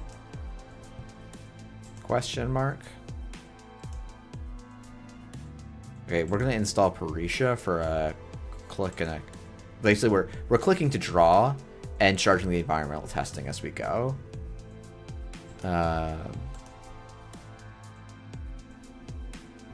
Okay, that's not terrible. It's not too useful here.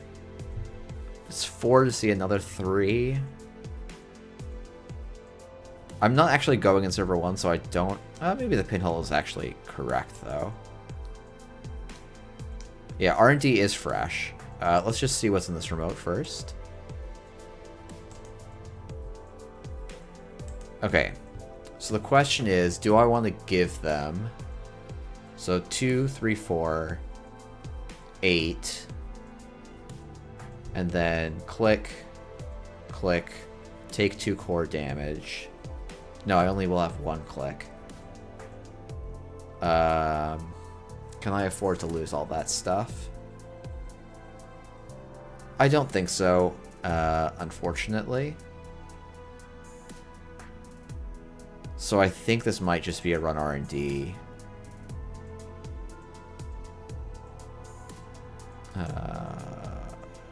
Don't love this.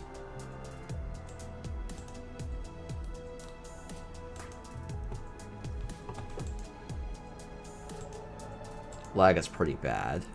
Yeah, R&D lock is definitely the line. But I actually am probably only going to see 1 card here. Because... Well, I guess I could pay 1 here. I think Sarmation should pay 1 here.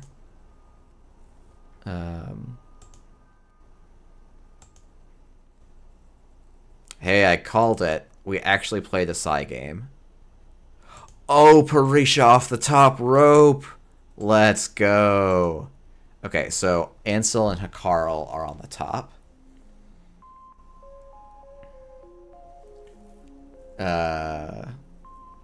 And here comes the Seamless.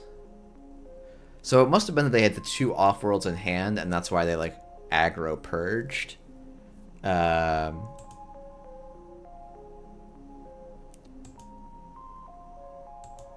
Okay, so this turn we just take off because there's really nothing to do.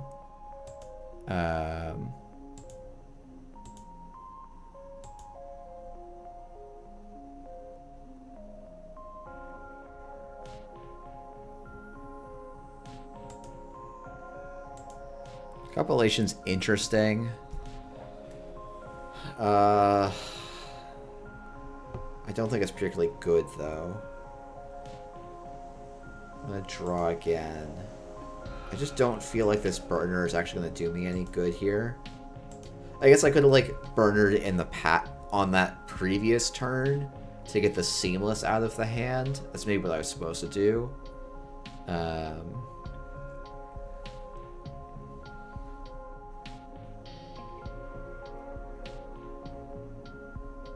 No way, they had another agenda in their hand? That's unexpected.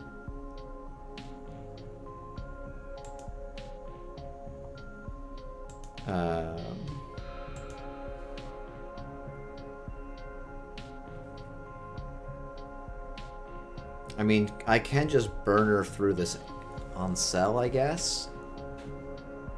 Cost me 2 clicks.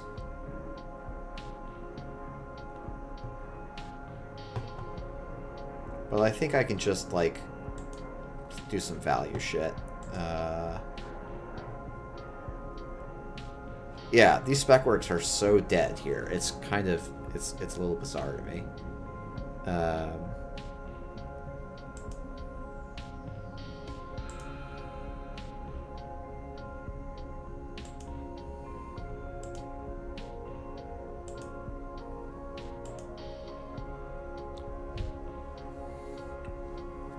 It might be all ice, but there could be a seamless. Nope. Okay, it's a hedge fund.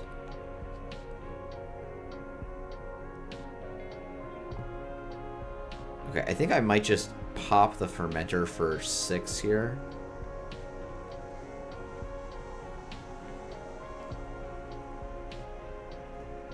I'm trying to think what that could be. Maybe it's a spin doctor?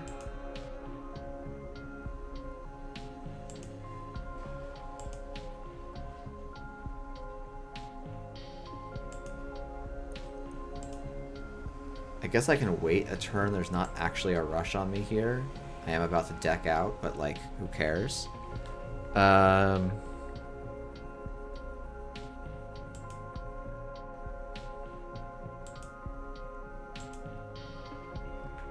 Yeah. Oh, that's true. We have an Iru in the deck.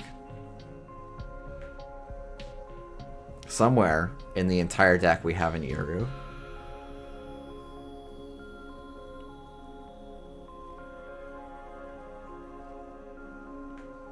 If this isn't advanced, I don't think I care. Yeah, it's not advanced, so I don't think I care. I'm trying to think what that could have been in the remote that wasn't res. Was it like... Yeah, I don't know.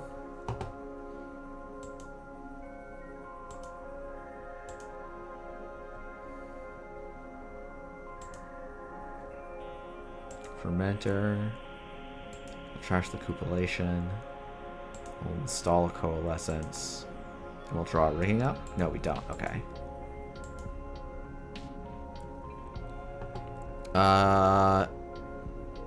Do I want to trick shot this turn? Do I think there's a virus in archives? I don't know why I would burn her into a spin doctor. That seems like one of the worst times to burn her.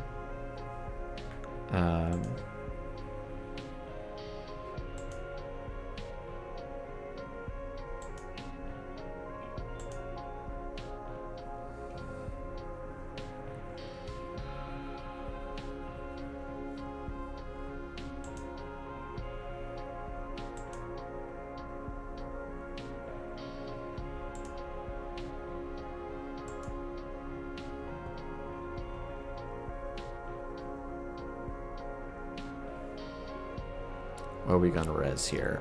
Another on cell? Okay.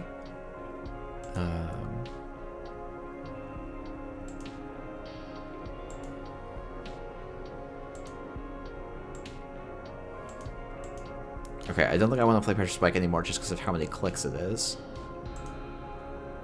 And we're hitting some lag, so this might be the last game. I actually think it's kind of cool that like you can play aggro. I think that's the thing that's been missing from the meta for a bit. There's a Vitruvius Rip, great. Or like I think it's interesting to see NSG push Shaper into wanting to play aggro. And I think it's it's actually one of the reasons I think Eric's article on like when Shaper is good, the meta is bad, I don't think it rings as true to me right now. Because I think the meta is actually in a decent spot, even with Shaper being good. Because the like solely remote lock, I mean solely remote lock isn't working because Corpse can't play solely remotes. But Shaper's still doing well because they've been given stuff that interacts with runs, which to me is like a significant win.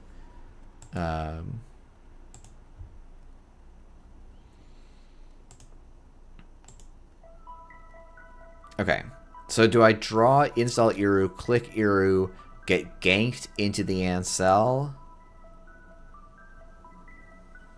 Or do I trick shot here so that I have the extra credits? I think I want a trick shot.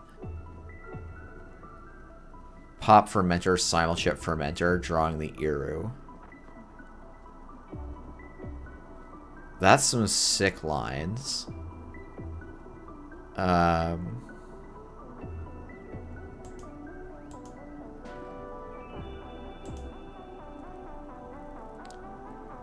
think that seems good enough. Click, install Iru. Click Iru.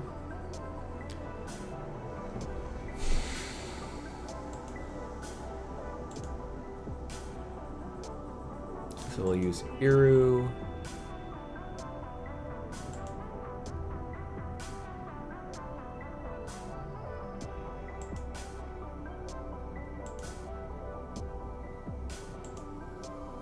Seamless. Spin Doctor will trash. Steal a vulnerability audit. Let's go. GG. You know I've been on the crowdfunding unban train for the past while now, but for a while now, until I realized that Trickshot counts twice towards it. Lamau, that's too much.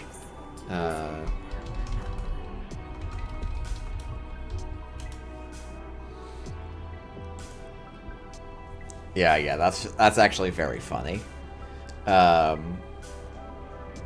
One day, Jai will come up with a format where crowdfunding is an appropriate power level. We'll come up with Mini Eternal, and the whole point of Mini Eternal is to be balanced such that crowdfunding is a fair card. Now, how you do that, I'm not exactly sure, but I think it's possible. I think it's possible.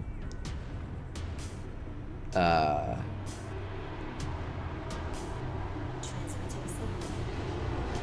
think you have to hit some other runner staples. How many points is crowdfunding in Eternal? It's 2, and I think no deck. How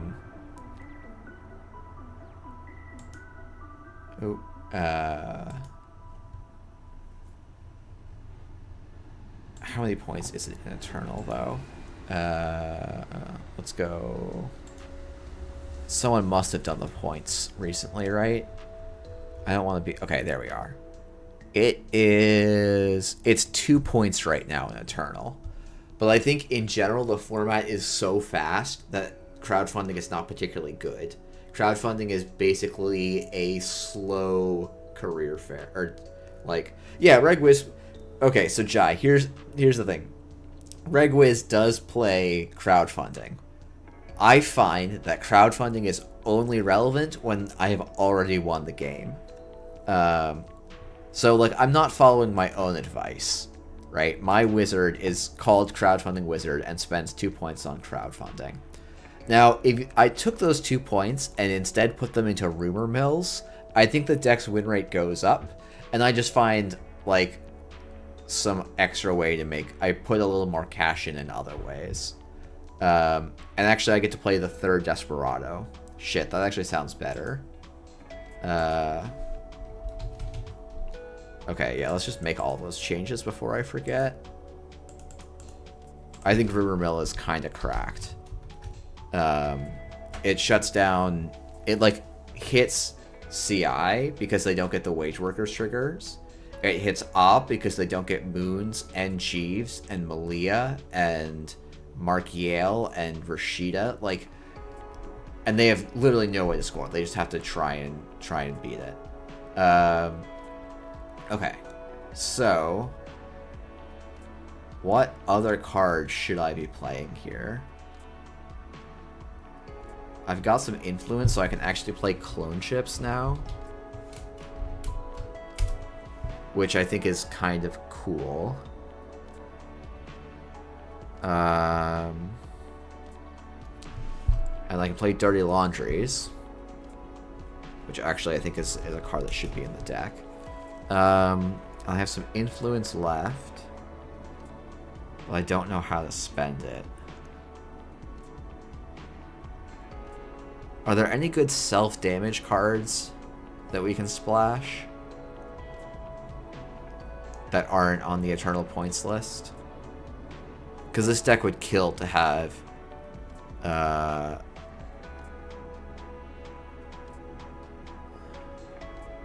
mean, I could just play the 3rd clone ship just to, like, go all in on Leech Parasite and, like, cut back on the breakers a bit. I think I probably want some draw that I'm missing.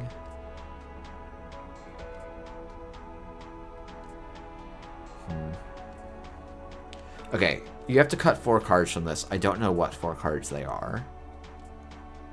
Maybe we can cut a Parasite.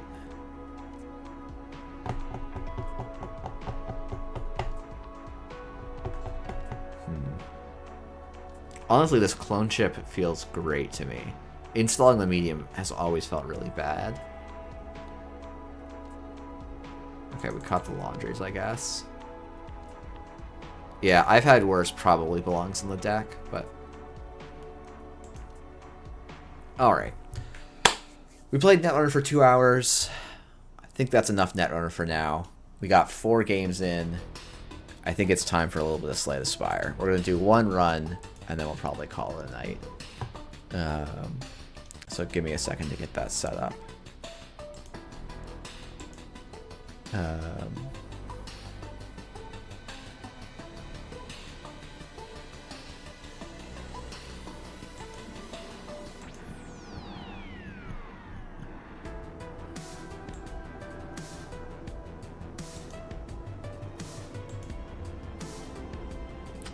Oh, I was hoping that would work. Or rather, fix itself. It did not, so give me a second.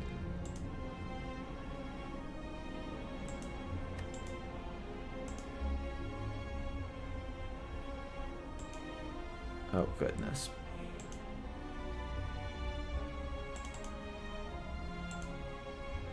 Oh boy, the Xbox gaming bar is going absolutely wild.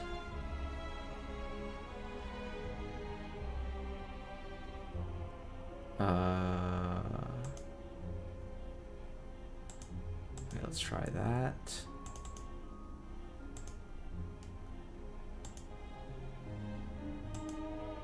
What the heck?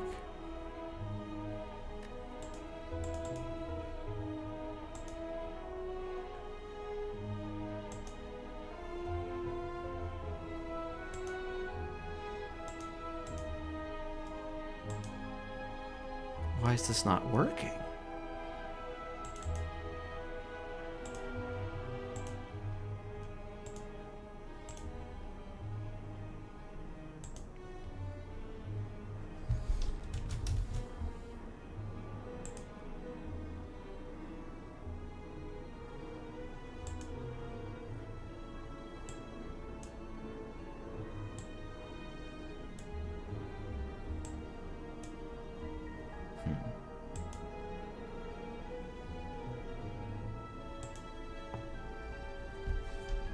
Alright, you can see that. I'm going to try and do it the right way, though.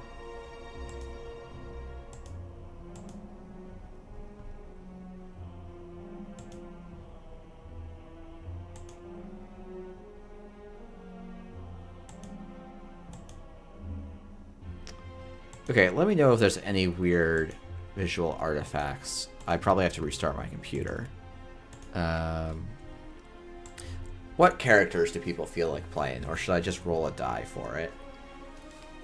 I already tried. If people don't know about it, there's a group doing a Seed of the Week. It's pretty cool. I flubbed my Seed of the Week run, dying to the champ in Act 2. Alright, well, silent or roll. Okay, well, let's get my get back to the boss. I honestly, on silent, I love going for aggressive, like Neo's Gift and trying to like snipe an elite. I actually think that might be fine here. I don't think the plus 6 HP lets me do a different route, so we're gonna go for some greed.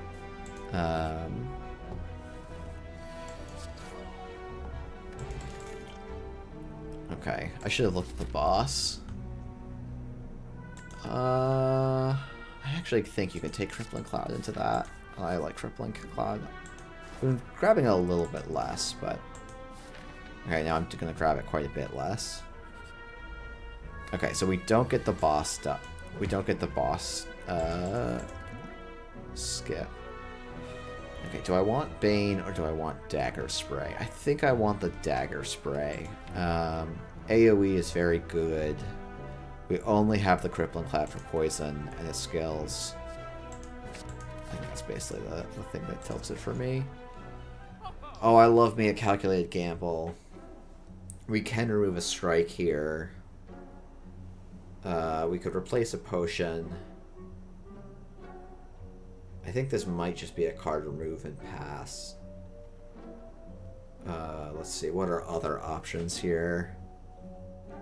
I mean, there's also by Predator, by Piercing Whale. I don't love buying Piercing Whale before we fight the Gremlin Knob, but honestly, we might need the extra damage. Or I have to bail out this way, and I think I'd rather go this way. So I might be talking myself into buying a Predator here. Yeah, I think the rest of the shop is a skip, though.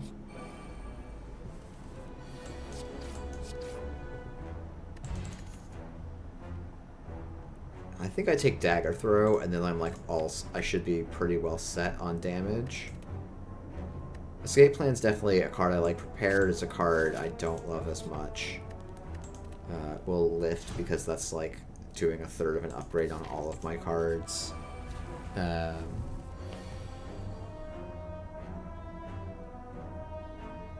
Okay, do I want Predator or do I want Crippling Cloud here?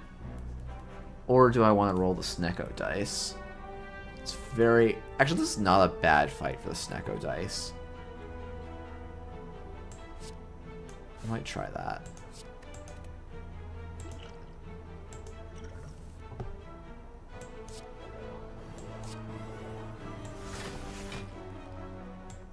That's actually a pretty good Snecko dice roll.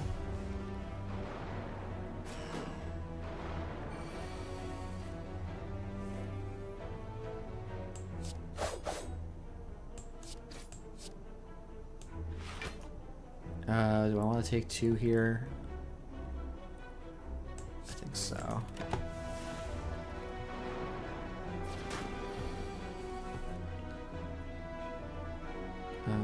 Okay, we'll just do a little bit less damage because I think we have lethal in a lot of ways. Yeah, I feel like I don't use Snecko Pot very well a lot of the time, but this was a good Snecko Pot run. Or at least a very good Snecko Pot pull. Getting 2 defense zeros. Yeah. Pots, I'm learning that, like, you know, learning is maybe strong, but like pots are just kind of nuts. These are all skips. Like caltrops you can definitely think about taking, but I think I just hit 2 campfires instead, and I don't have effectively a curse in my deck. Okay.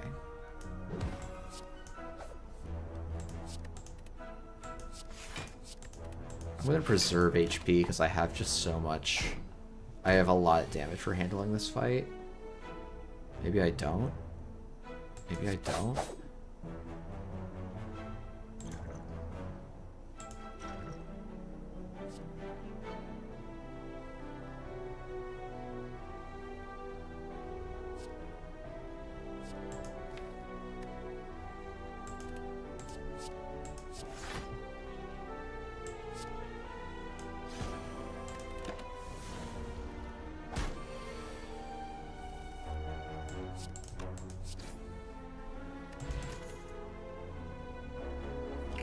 I would think about this Deadly Poison, but Gremlin Knob's like half of our fights, and I think we're okay into log. So let's just skip it. Toy Ornithopter is pretty good. Do I think grabbing a Strength is better than fighting an Elite? Probably.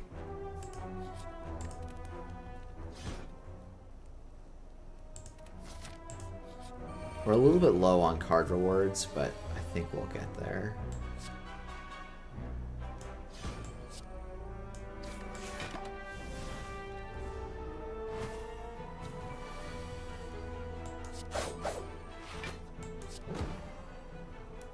This is 8, 14. I don't have 16 damage here, so we're all right.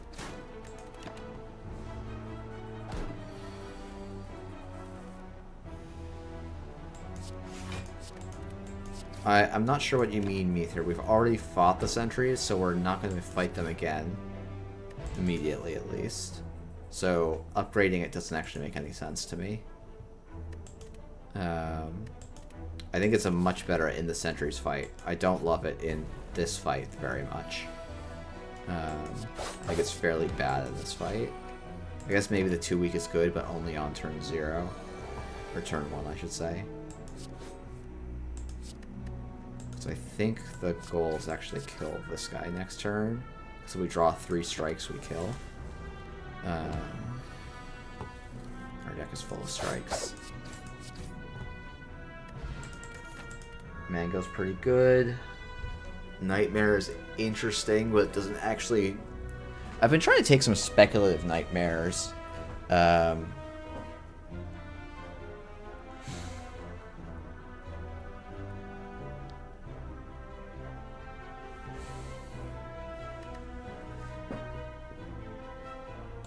don't think this is the deck for a speculative nightmare, though.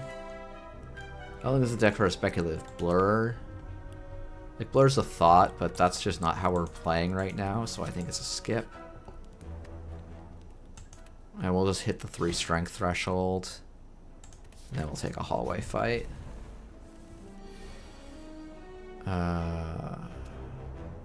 This probably is a Crippling Cloud. Which is a bit of a bummer. So I could... This blocks for 4, this blocks for 5. That also blocks for 4 next turn. Yeah, a full Gira is, or Giria is quite good. Oh, I guess I should have blocked last turn because I knew I had the Dagger Spray in the deck. Okay, do I just take a second Crippling Cloud instead of upgrading a Crippling Cloud, or do I upgrade the Crippling Cloud? I can also upgrade the Neutralize. I think these are all okay to skip. So the question is actually, do I upgrade this or do I upgrade this? I think I upgrade the Neutralize. Because this is going to be a long fight and I'm going to take a ton of damage. Oh, if a Blade Dance is offered, I don't even look at almost anything else. A Blade Dance would be amazing. That's what, 21 damage in a card? I'd be hard pressed to take anything else.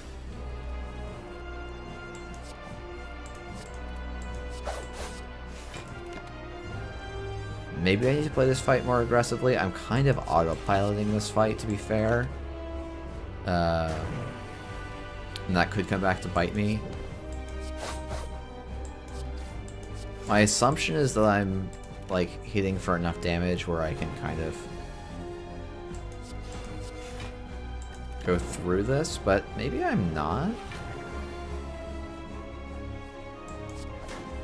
We're about to find out, I guess. It's 18. I think I don't want to take 18 damage here. Well, why would I be playing... So, I don't think I want to be playing... this is 6 plus 9. It's going to get close. I might actually be dead here. That's very funny. I don't know why I'd be playing Poison when I have this Giria. This might actually be a bullet time. So I think that keeps me alive. 15. No, it doesn't. That'd be 21. I need to get to 24. I need to get to 25 even, so escape plan doesn't work. It's extract, distraction, or bust. Oh! Frick. Oh, that's so bad. Oh, I just gave up so much damage. Oof.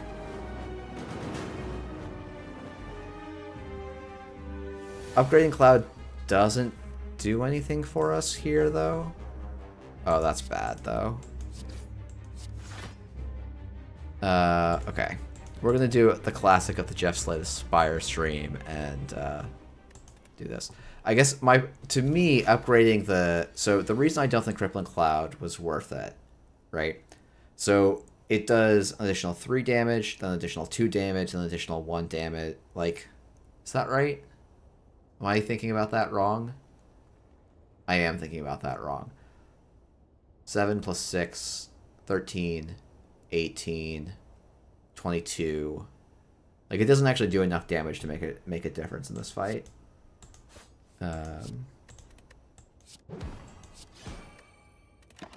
But I'm going to play Neutralize every time I'm through my deck, basically. I'm going to try and play exactly the same so I'm not cheating on my skill pot, but I will be cheating on my skill pot.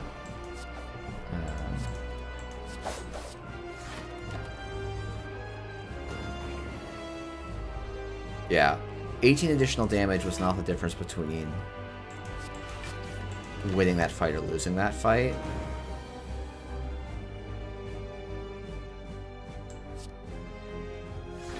Like, playing that Crippling Cloud rather than the Predator there feels wrong to me, right? I am getting that much damage off of most attacks that I play. Right, that's 18 damage in 2 cards. I don't know. And having this too weak the second time around to me feels more important than...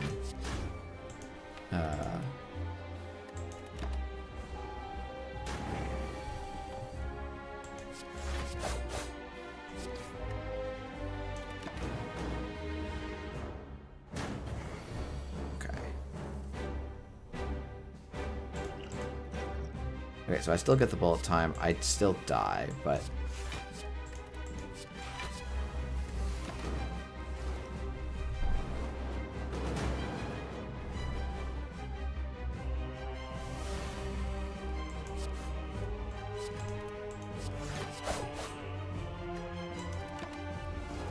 yeah, I just don't have enough damage.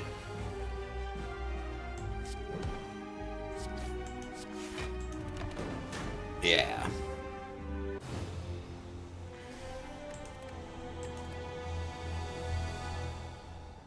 That's a bummer. Maybe I got too baited by Giria. Or maybe the actual solution was to take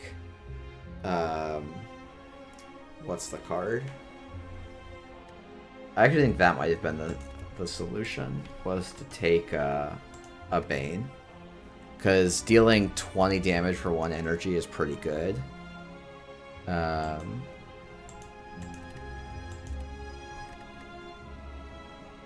Okay, so, Meteor, I disagree very strongly with you that upgrading Poisonous Fumes, or whatever the fuck the card is, because I need to apply weak on turn 1, and on turn 2 and turn 6. There is no way for me to reliably set up my deck to do that with a fumes upgrade, or not a fumes upgrade, whatever the heck the card is called, right? Like, upgrading this means that I am Crippling Cloud completely puts me at the whim of, do I draw the Neutralize on the turn I need to? Whereas if I upgrade Neutralize Plus, I was cycling my deck every other turn, or every 3 turns, and so I was much more likely to have the boss and permanent neutralized, which was the only way I was going to survive the attack for 36. So I like, to me, to me the 18 extra damage doesn't matter as much. To me, I think it is more stuff like not picking up the Bane. Maybe it was supposed to be upgrade Predator, but I don't think 5 extra damage a cycle there. Like, the boss died with 60 HP, so it wasn't just that I was doing a little bit too little damage, and upgrading the Crippling Cloud is going to make the difference, right? Boss is at 50 health, I need to do a lot more damage than I was doing, and so I need to pick up other stuff.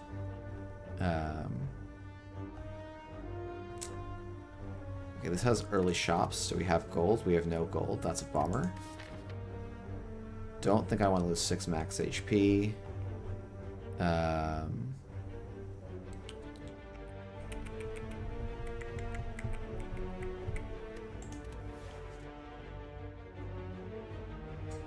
Yeah, that could be correct. I'm supposed to just tank more to the face and just optimize damage. That might actually be the other line, is just, you know, micro better and try sprint it against the Hexaghost. Okay, 6 max HP is probably better than a card reward, because I can go... then I have to go... yeah, I go this way, and I get 1 elite? Jeez. This is such a bad map.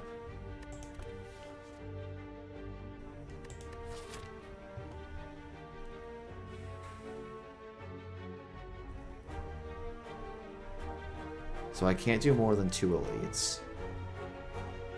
I'm always going through a shop if I go for a 2 elite path, or I'm going through a flame. But like, this is the path I want to go with these Neo rewards. So I'm going to have to scale very hard off of card rewards here.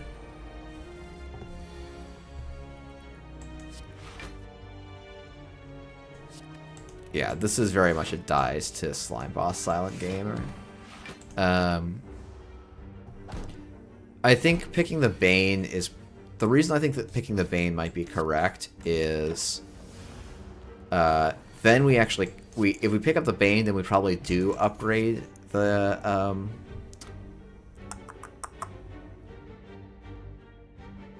the name of the card.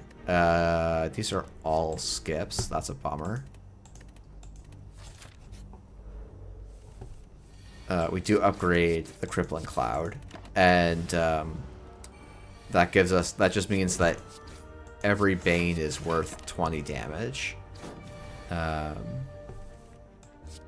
And we just try and race. I should have checked, but I think I actually have to do that. God, this is painful. I hate how this RNG can go sometimes.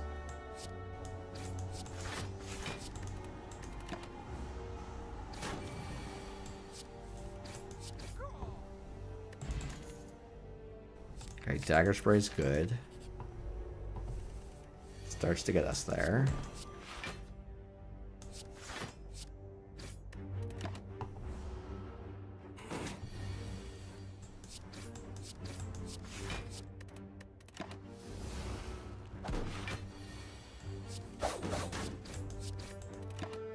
I feel like Jawworm...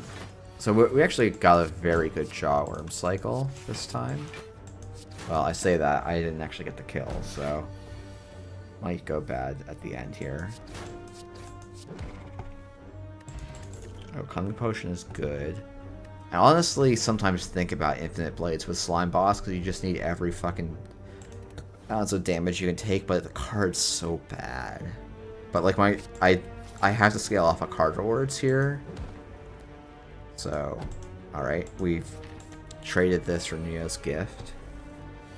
Or for our starting gift, I guess.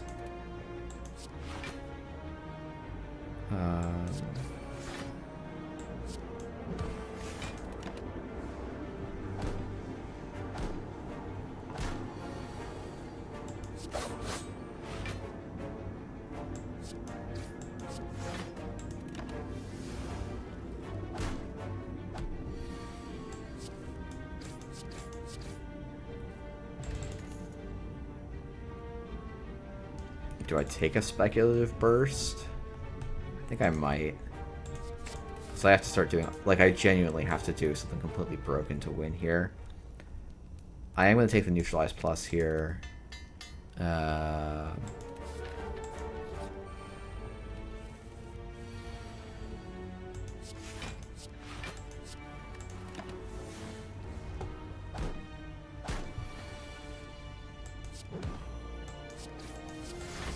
Yeah, we are not getting the scaling we need. So I don't even get to... the thing that actually is frustrating here is I don't get to fight the elite. Because my card rewards are so bad.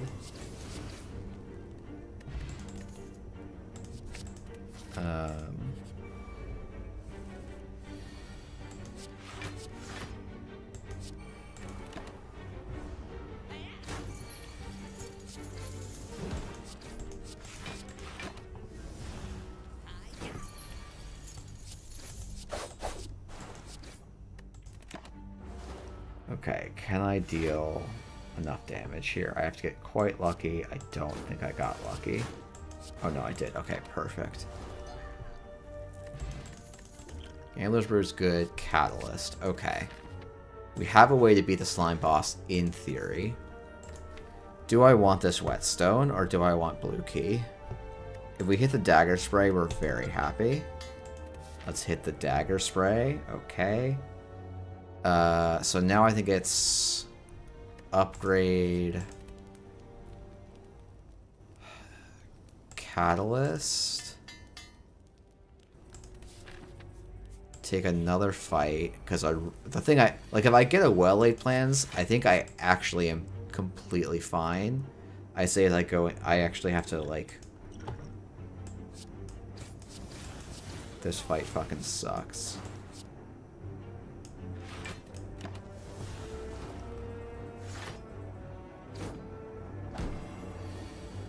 Oh, I needed dagger spray to not show up this turn though. I needed this guy to get blocked on.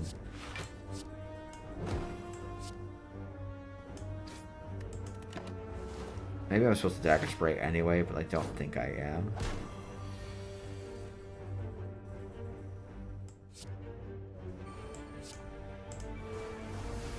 Oh, I could have saved myself an energy there, but whatever.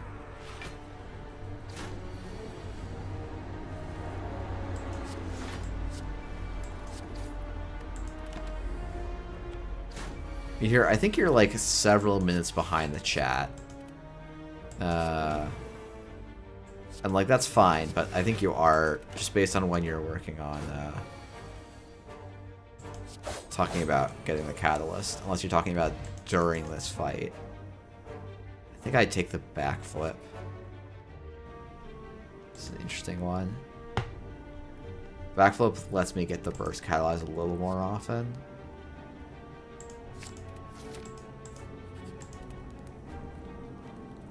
I think now we upgrade the deadly poison and we take our one elite of the entire act.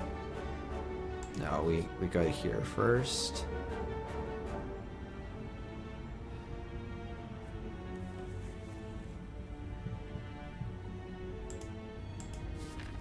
I kind of want that relic, but okay, this is not the fight we wanted. But it's gonna be the fight we have.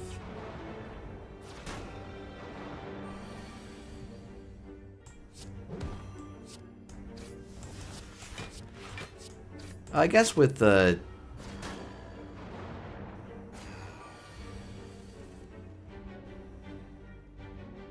I was at nearly full, so I'm not sure why it would be a serious consideration.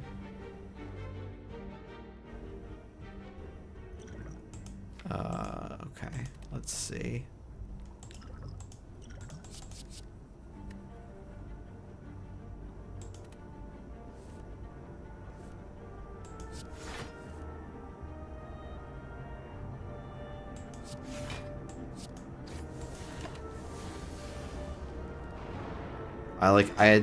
I was missing, I think, 10 health or something like that.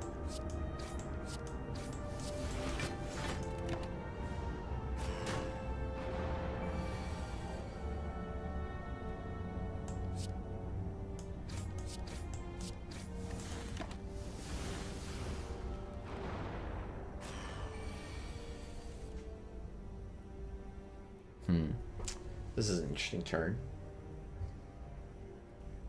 It's a very interesting turn. Because, like, neutralize deadly poison. Oh, neutralize deadly poison survivor just kills, right? So it's actually not that interesting of a turn. Yeah, I think that's just correct. I was trying to think if there's some other line so I can take nothing here. Oh, there is a line where I take nothing here. Great.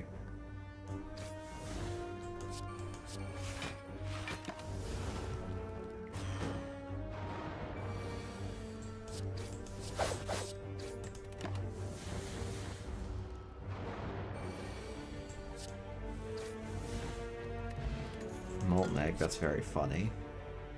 I guess I could take the Bane. And then we're resting, because nothing I have actually does anything.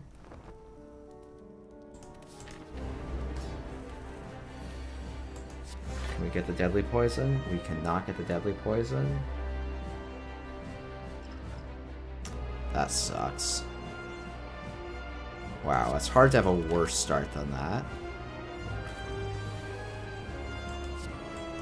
Holy fuck, I'm dead.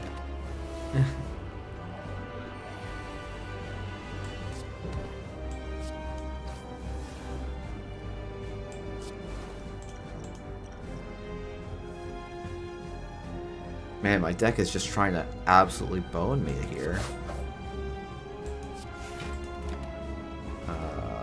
Yeah, I'm dead, actually.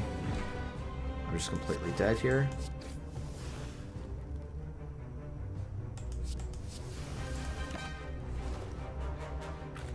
I have to draw a Catalyst this turn. I don't draw a Catalyst this turn, so I'm... Okay, well... I should have done less damage, so we're gonna... Yeah. It's like my only out here is actually just playing for the Catalyst and hoping. But I think it's just about 0.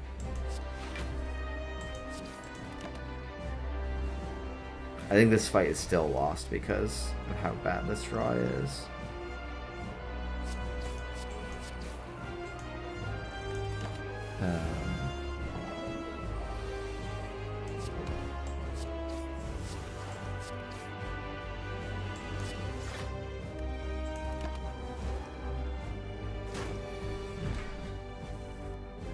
Oh, okay, yeah, so when I do this in the proper order, it's much better. Or actually, what it is that I changed my shuffles ever so slightly.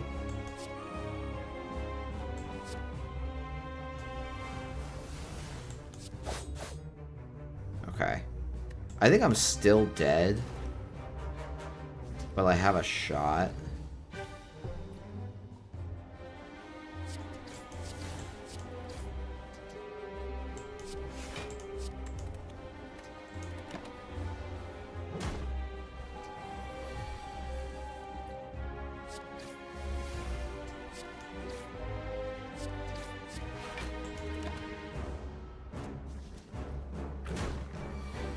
I draw my... Ooh, goodness me. Okay, so I am just actually completely dead. But this kills... Okay, this is... Yeah. So I need to do 17 to there.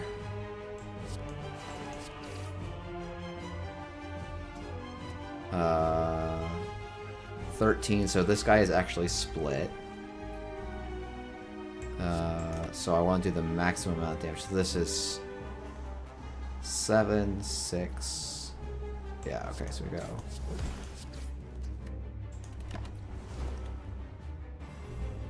And now we have full damage this turn. If I draw the dagger spray, I win.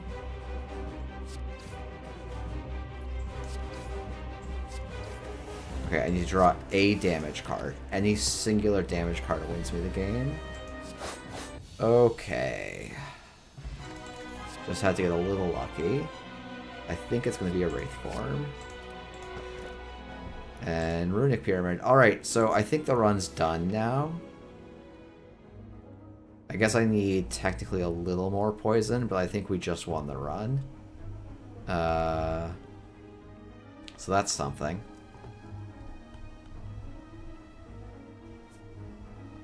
So do I hit the double shop here? I think I do.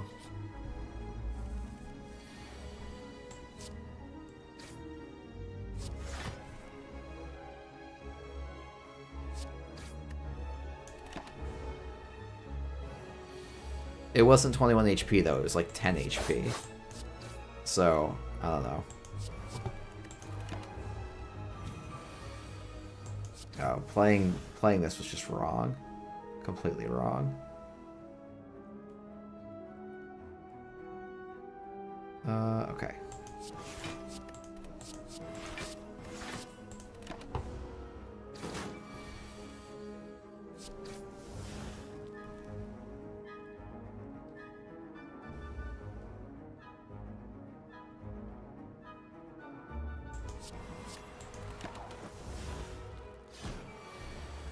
Yeah, I guess I don't know that 10 HP was going to make a difference there.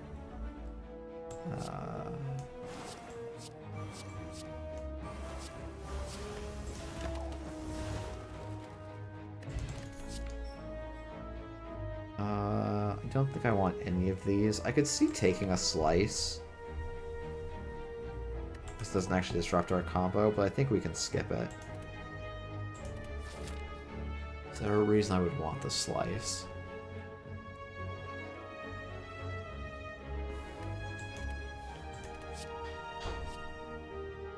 Thing is, like, the other thing is the max HP is it's a difference of 5 health, right? Dash Boss is not good as a block card in this deck.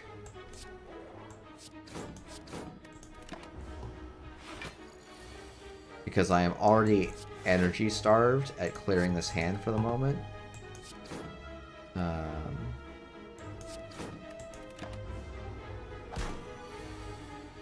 So it seems like a poor fit for what I'm trying to do.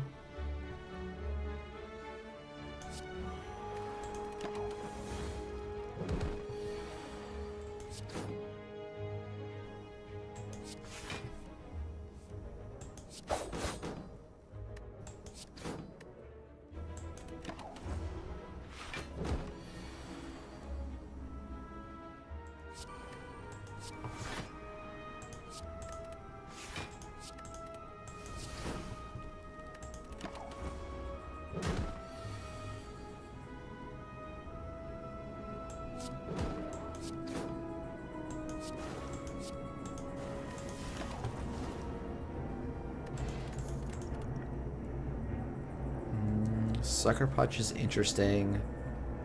Deflect is... If it was Deflect Plus, I would take it. I think these are skips.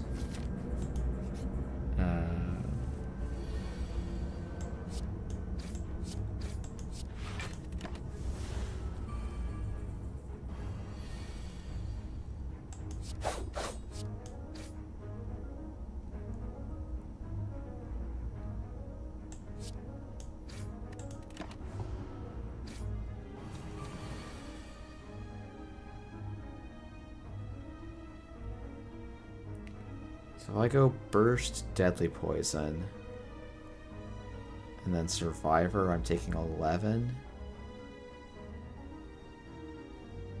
If I go Wraith Form, Deadly Poison, Catalyst, and then I just deal 14, I think that's the way to go.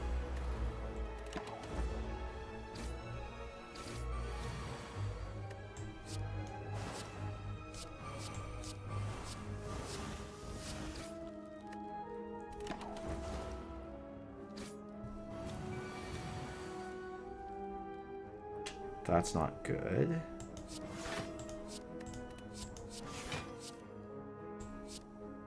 Oh, you're freaking kidding me, though.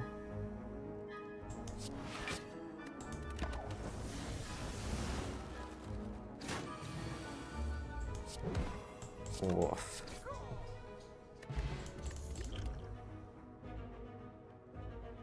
Might actually take a second slice. Okay, let's see what we can get here. I think taking the waffle seems pretty good. I don't think I want to take the grand finale. I probably could take the grand finale. But I don't think I want to. I think this is more like Lee's waffle into a card remove. And we'll still have 100 for the next drop, which isn't anything to write home about, but...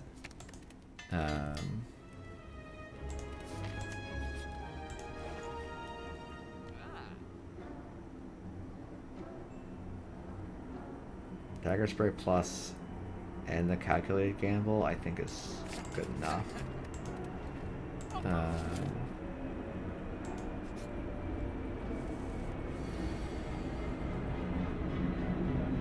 May have made a mistake here.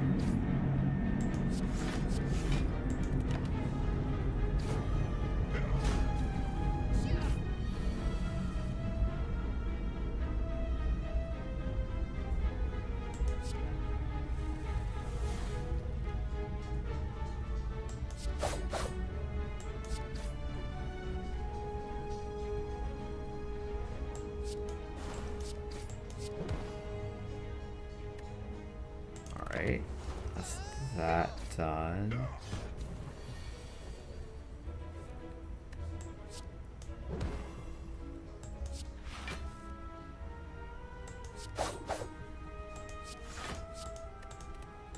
Okay, so I do have to start worrying about the wound buildup, so I probably actually kill the right guy sooner rather than later. Or not. Okay. So this is going to start getting tricky pretty fast. It's very tricky now.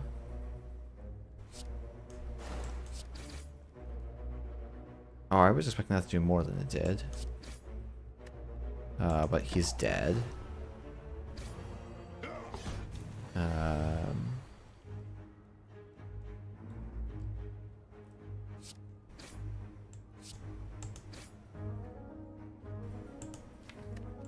Okay, I think guy on the left is also dead, but we'll find out. Oh, not immediately. And I might be... Well, I'm not going to be dead first, but I'm... Oh, I could have bursted there to save 2 HP. Thinking is hard. Dreamcatcher, a second burst. I actually will take a second burst here. Captain's Wheel is great. 37 HP. I think I actually died with a decent amount of stuff here. And I can instead go for this route, which seems fine. Though, honestly, I think a lot of the hallway fights are just as dangerous. This just commits me to 2 elites, which is very scary. Book of Stabbing does kill us. Probably, yeah. Yeah.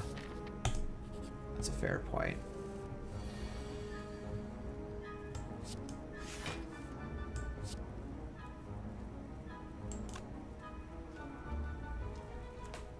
Did I just miss? No, I drew the catalyst. Okay.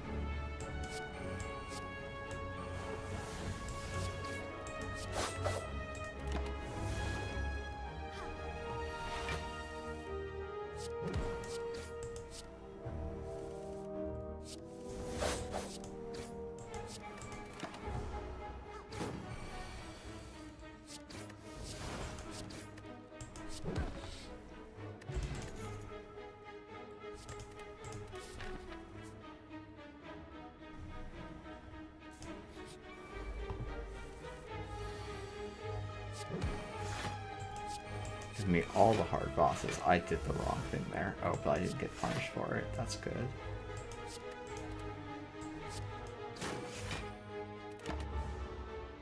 Please take the turn off. Okay, take the turn off now.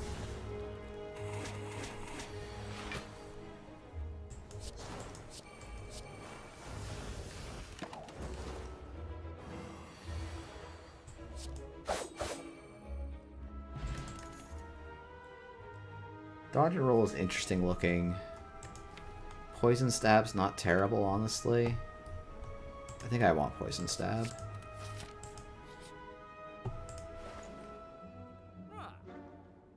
Oh, my favorite, Tingsha. I think this is by a footwork. Is it by a footwork? I think it might be by a footwork, yeah. And we're gonna just skip the elite, I think. And rest, because, like, we don't need relics per se.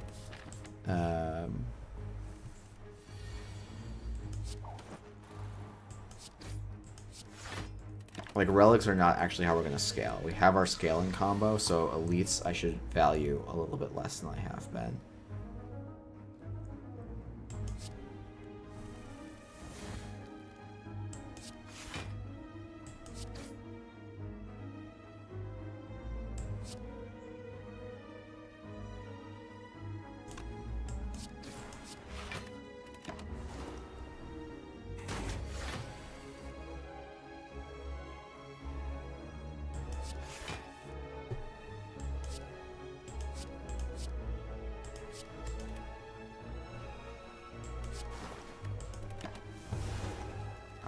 can draw burst, that would be wonderful.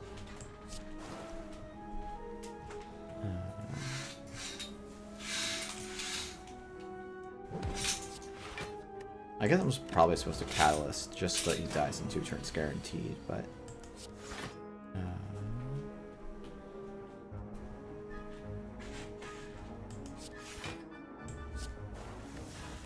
yeah.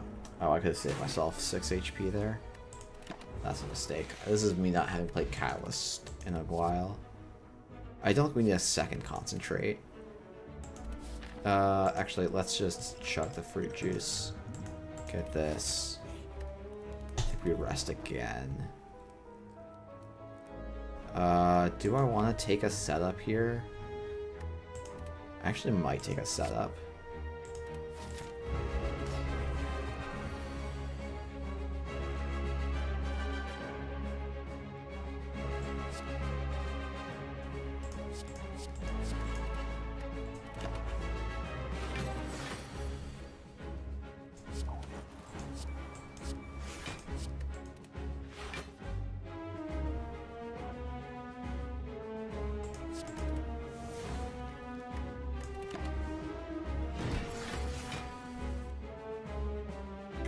I think there's a world where I miss on some attacks and Champ does become difficult.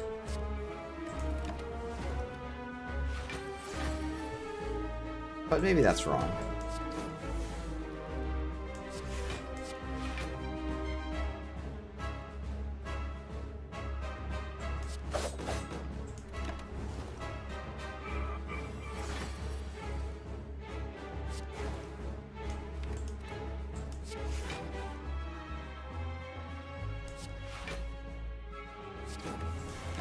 Yeah, upgrading footwork maybe is the better play. It also gives me a card reward, so like it's not wild to me to rest.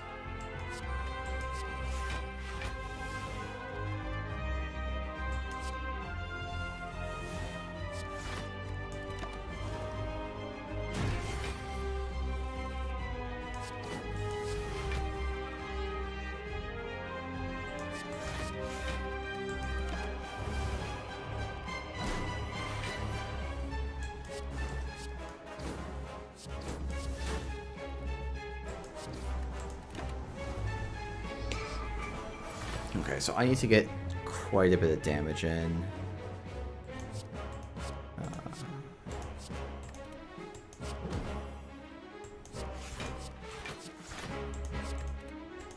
Or quite a bit more poison, right? Because this is 15, 45, 120, and it's just not really enough.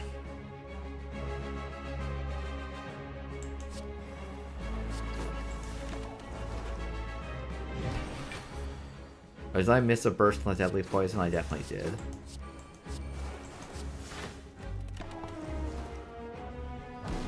So now burst catalyst does win. Right? 60, 180, yeah. Oh, I missed a little bit of poison damage, but we're fine. I don't know, like we ended up taking 20 something damage there. Which I think is kind of what I was expecting. None of these are very good, honestly. I think these might all be skips. I love me an after image, but this is not an after image deck. Maybe there's an argument for Doppelganger with Concentrate. I guess I can take Doppelganger. It's fine.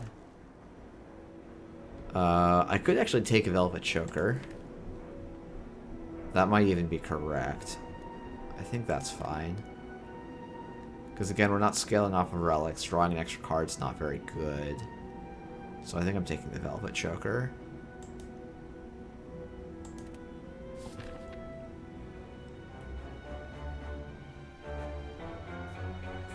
Okay, so I have to go this way. I think I want to get some question marks in while I can.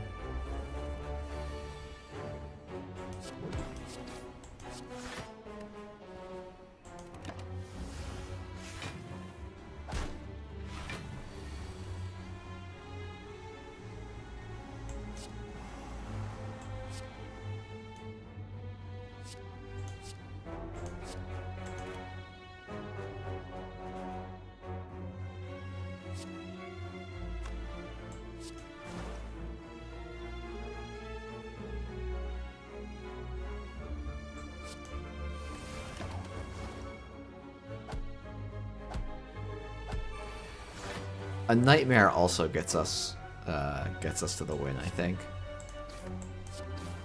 Like that's the thing that just like instantly wins.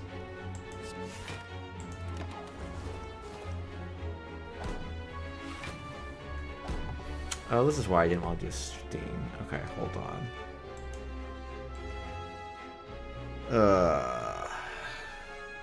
Give me 1 sec.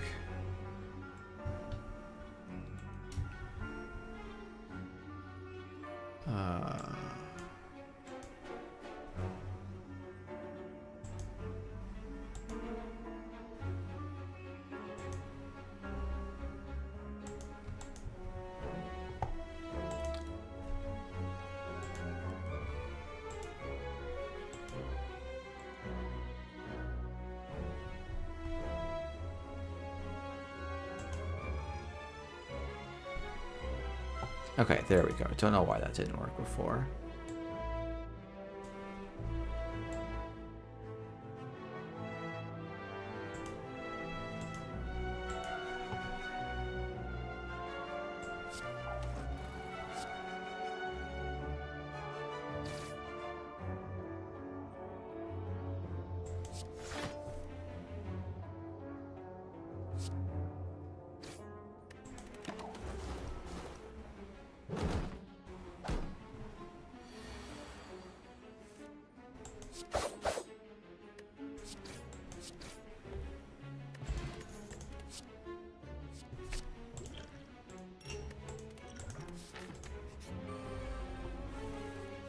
Okay. We're getting places. We're getting places. Let's see. Oh, I forgot how much energy I had.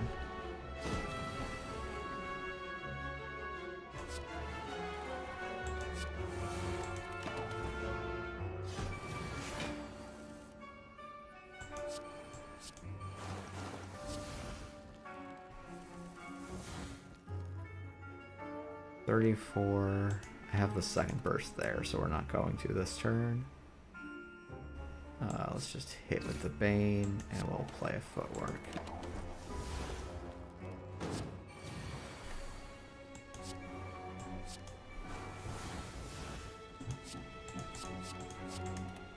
Yeah, this infinite place is real bad. Second footwork, I don't think so.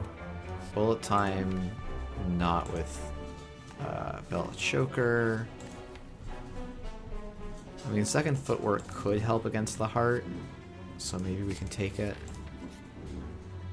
I don't think I want this fight, though.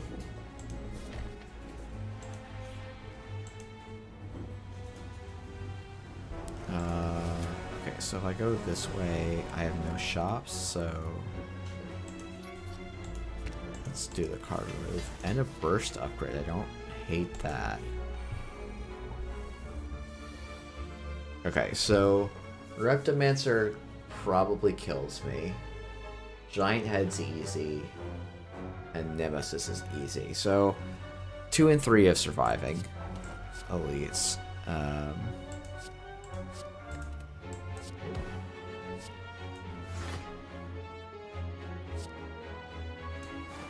This should not be a difficult hallway fight.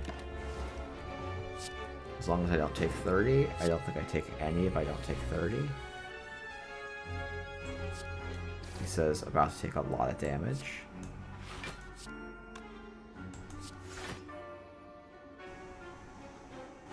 I guess I calculated gamble and try and draw another block card. But I think both my potions are better than 5 HP.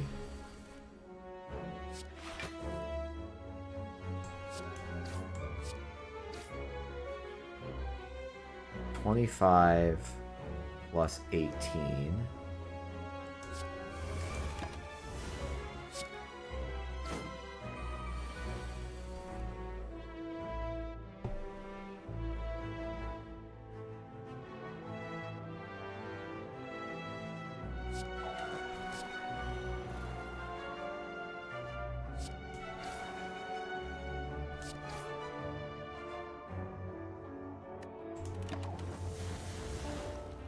Can't believe I even had to Wraith form this fight. It's kind of annoying.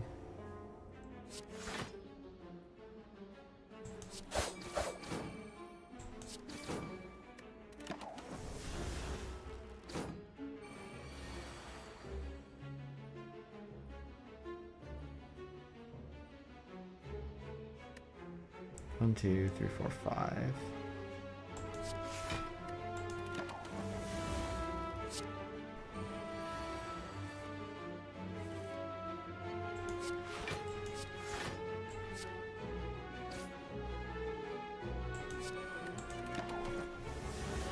I guess I could keep the bursts, but I don't feel like I need them.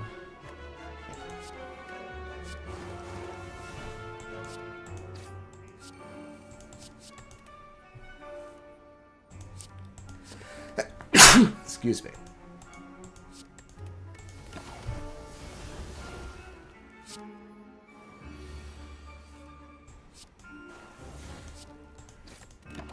Since there's no, like, meta scaling I have to worry about in between every fight.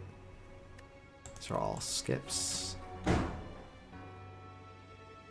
So if I take both of these fights, my odds of fighting the Reptimancer are... or avoiding the Reptimancer are 2 and 3. Yeah. I mean, I think it's better to go here. I'm not sure what the upgrade is. Probably Calculated Gamble. I think upgrading Calculated Gamble seems worth quite a bit here. Because we have a lot of draws that just don't do anything.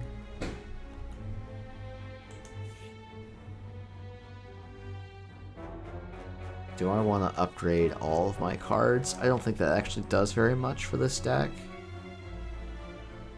It's definitely an appealing thing, but it's not.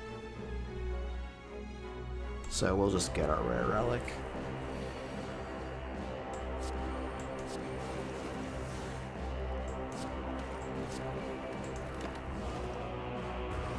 Be a good turn to draw some blocks.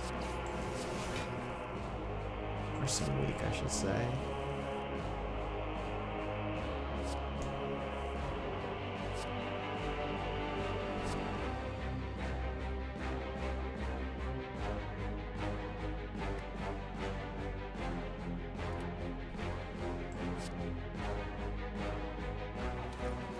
Oh, that's bad. Oh well. I probably had a better line there, if I remember about that. We're gonna do the fight the first turn the same. We're gonna keep everything else the same. And just remember that Velvet Choker is a card.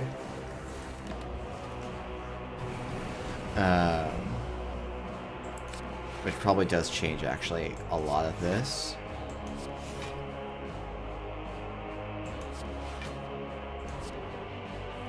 Yeah, this is much better, honestly.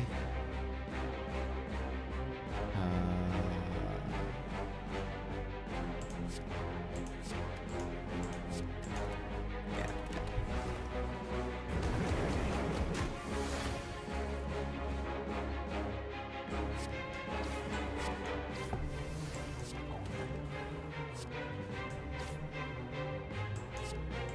I think I can afford to draw this burst.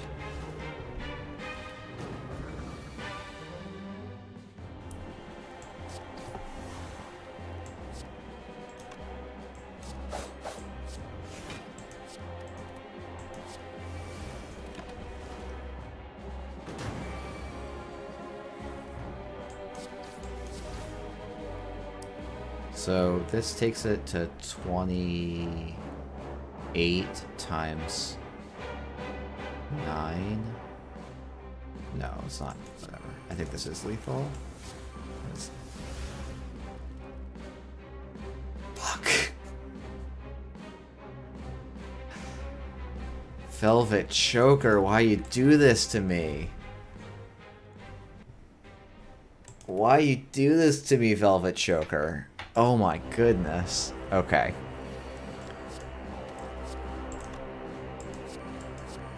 Okay, we're not going to play the Infinite Blades because it's just bad.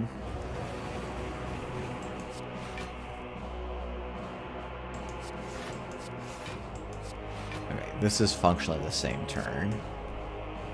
It's not actually the same turn, but it's very close. Yeah, Choker is one of those cards.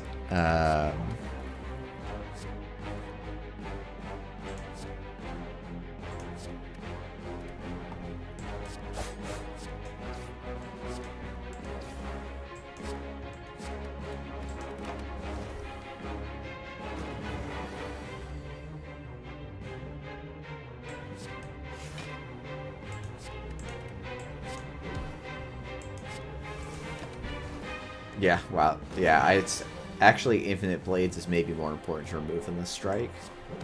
I guess it's not really, but it kind of is at the same time.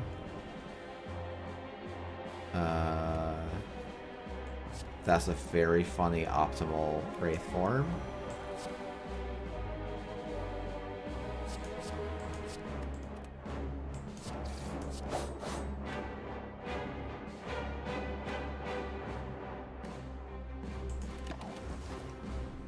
I probably could have burst Catalyst earlier, so I'm gonna, if I miss it here, I'm just gonna do it this turn. Oh, well, yeah, I could have saved myself some health. Okay, Tori's actually pretty good. Piercing Wail is fantastic. And this should be trivial.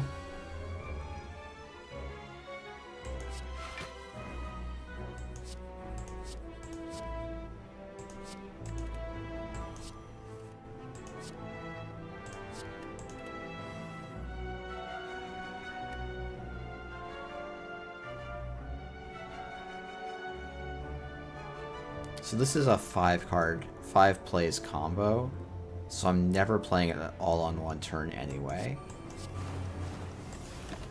And I still have another burst in the deck.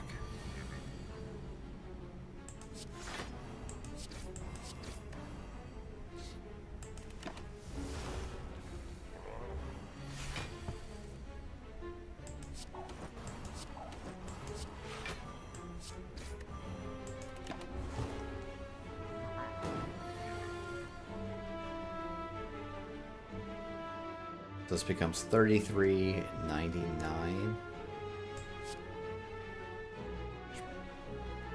Probably gets there, but I think we're going to do this in a little bit of a different fashion.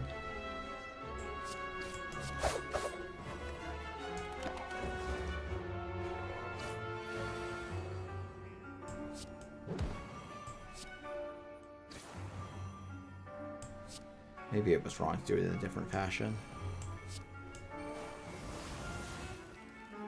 I have to survive 5 turns here. I actually don't think I will.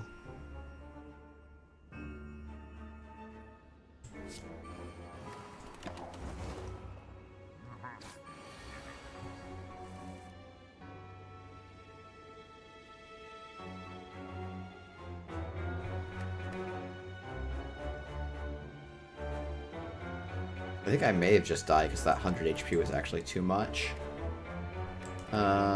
Yeah, it definitely was, and I can easily just play Liquid Memories and not die there instead, so I'm going to do that. Playing fast and loose over accurate here.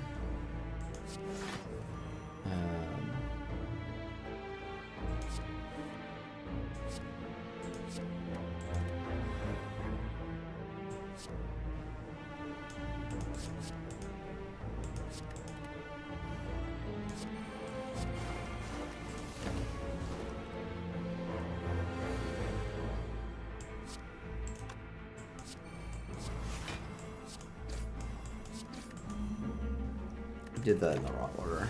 That one I'm not going to sweat as much.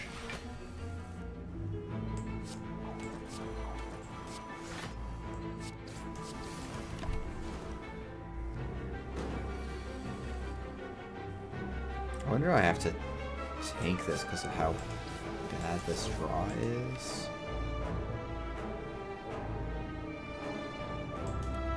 Why play Concentrate turn 1? I was mostly trying to replicate, and because I think, I don't think it's actually wrong per se. Because I want to be able to draw into stuff. I didn't have enough plays because of the Velvet Choker.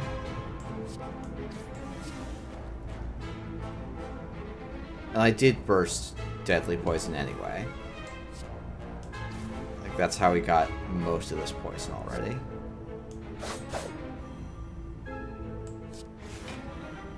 Oh, I'm supposed to just get rid of cards, I think.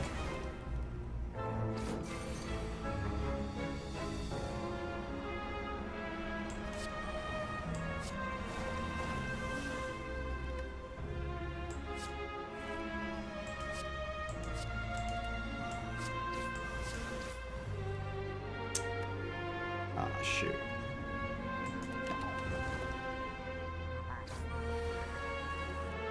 Okay. This is still not enough. So we're gonna live on like 2 HP.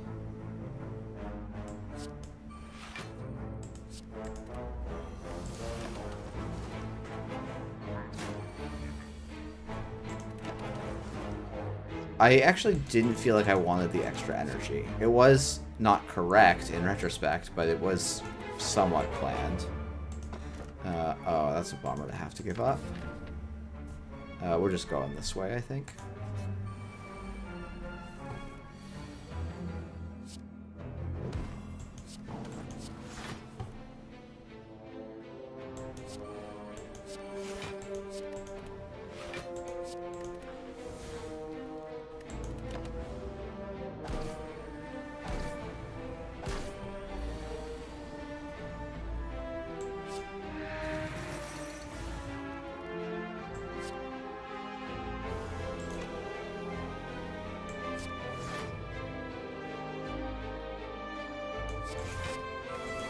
You know, I technically don't need that, but I kind of do want to preserve my HP as much as possible here.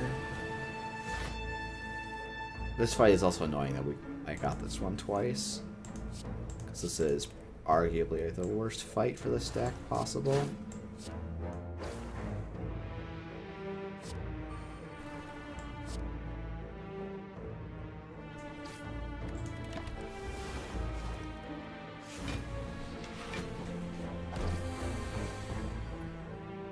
Alright. Nice of the Wraith form to show up in a timely fashion.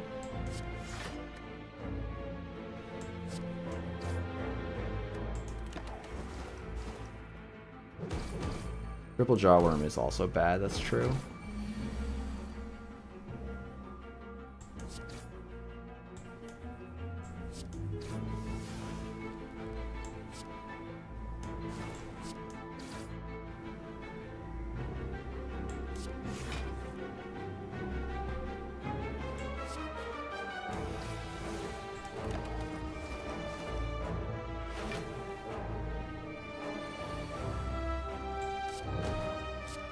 Oh, I should have checked my draw pile so I wouldn't have done this very silly line. Yeah, I'm definitely just tired at this point.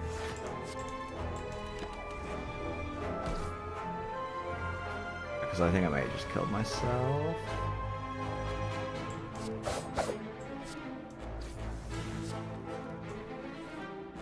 Yeah, I think I'm dead. Got 3 card plays here. Yeah, the setup was a mistake to take, which I should have known. Setup's always a mistake.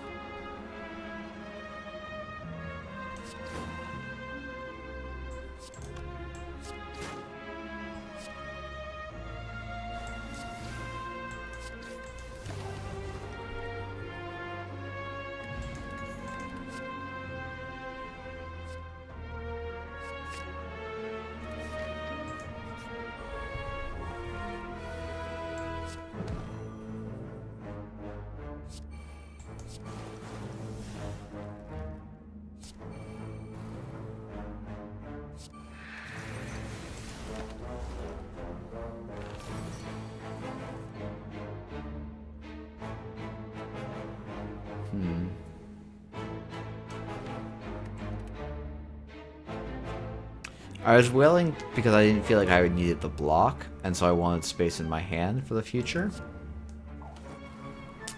In practice, that was a significant mistake.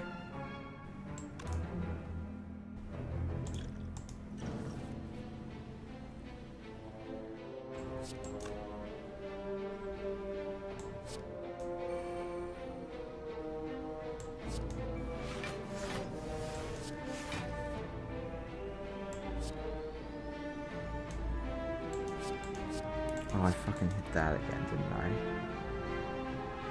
Ugh.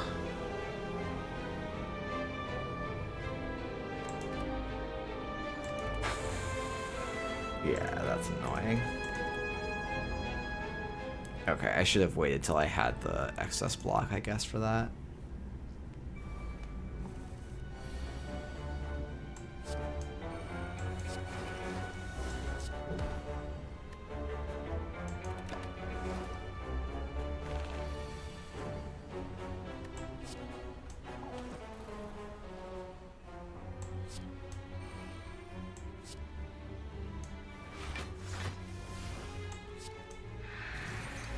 Okay, so I'm getting 14, 28.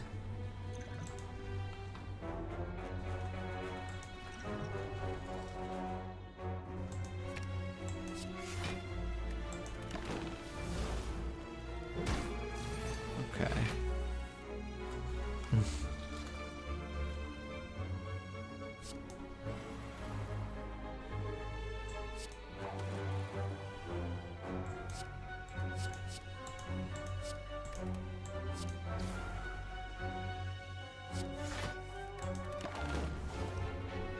Yeah, the Infinite Blades is like, it's just a total trap here. I keep falling for it. Okay, if I Catalyst now, it's 45, it takes 3 turns.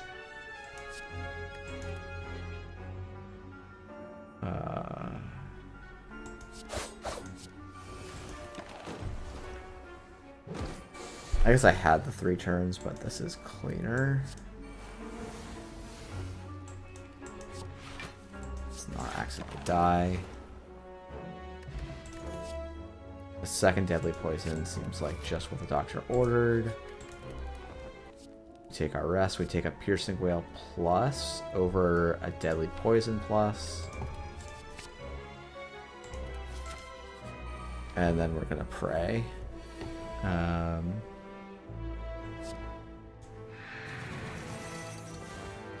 Okay, so this represents 2 damage.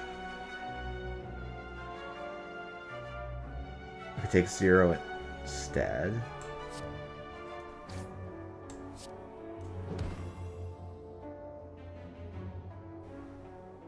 Or I could save it for next turn.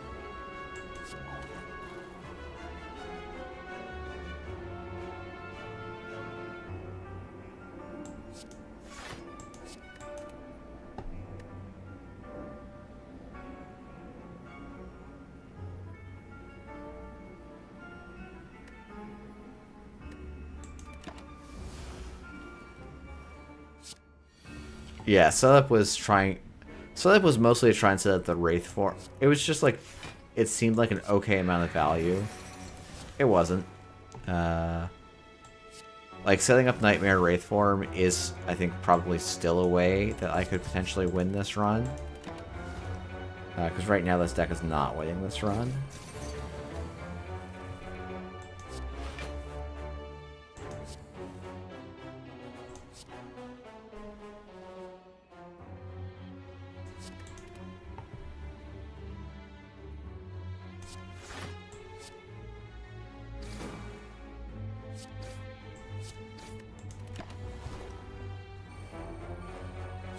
So that was a campfire that you may have missed.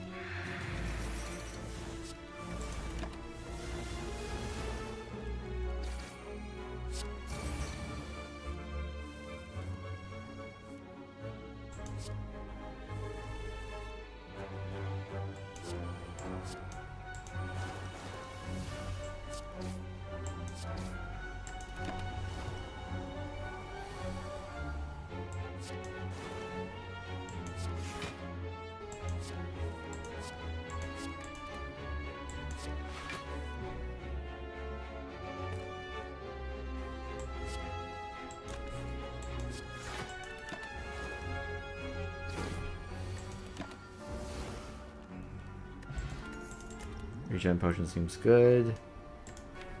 Acro is interesting. I think I can take Acro.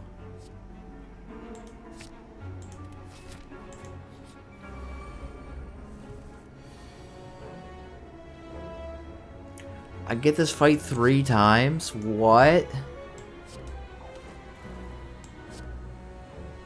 Excuse me, game? There are other fights in your pool. I know this for a fact.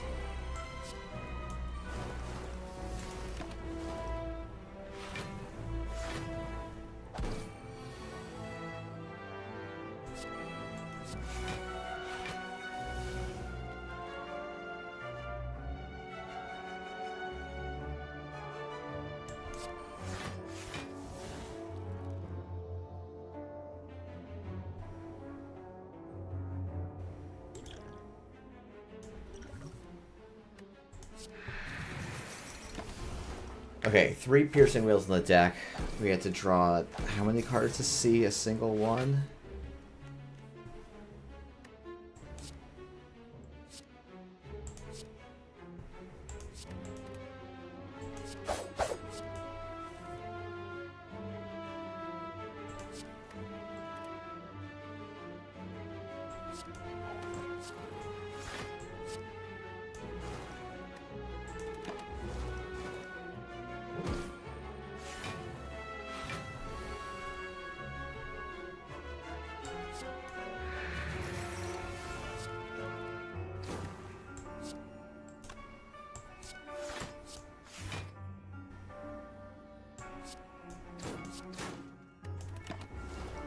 He doesn't respawn this turn, yeah. Thorns has weird interactions for sure.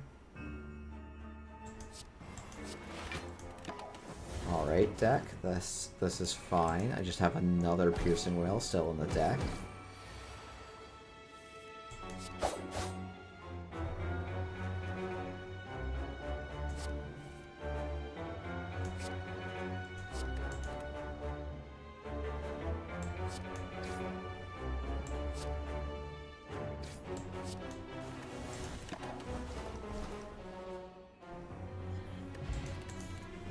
You know what? I don't beat the Awakened one.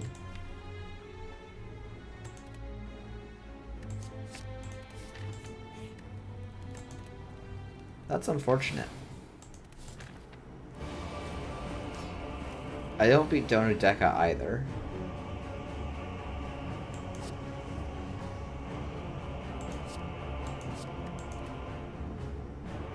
Malaise is, yeah, I mean, Malaise is a good enough pull to maybe help me survive here.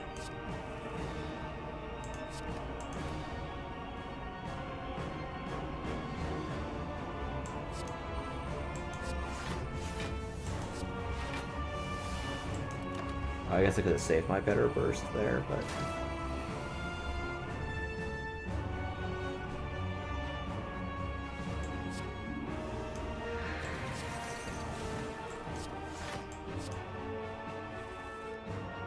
You're kidding me.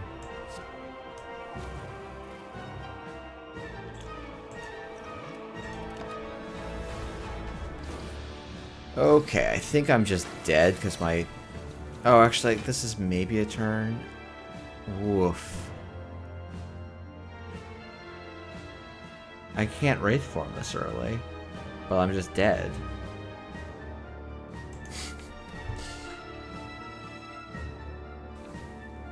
Oh my goodness. This is a very good draw pile.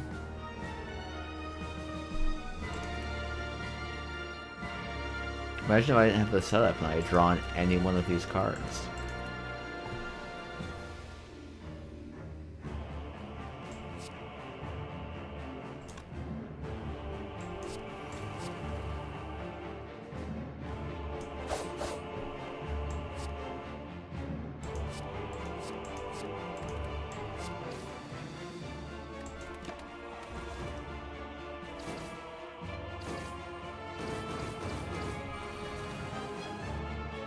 I just need to somehow weaken him for like 60. That's gonna be the route.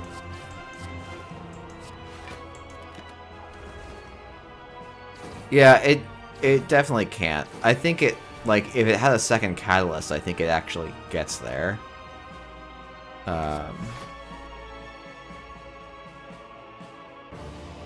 But it did not get there.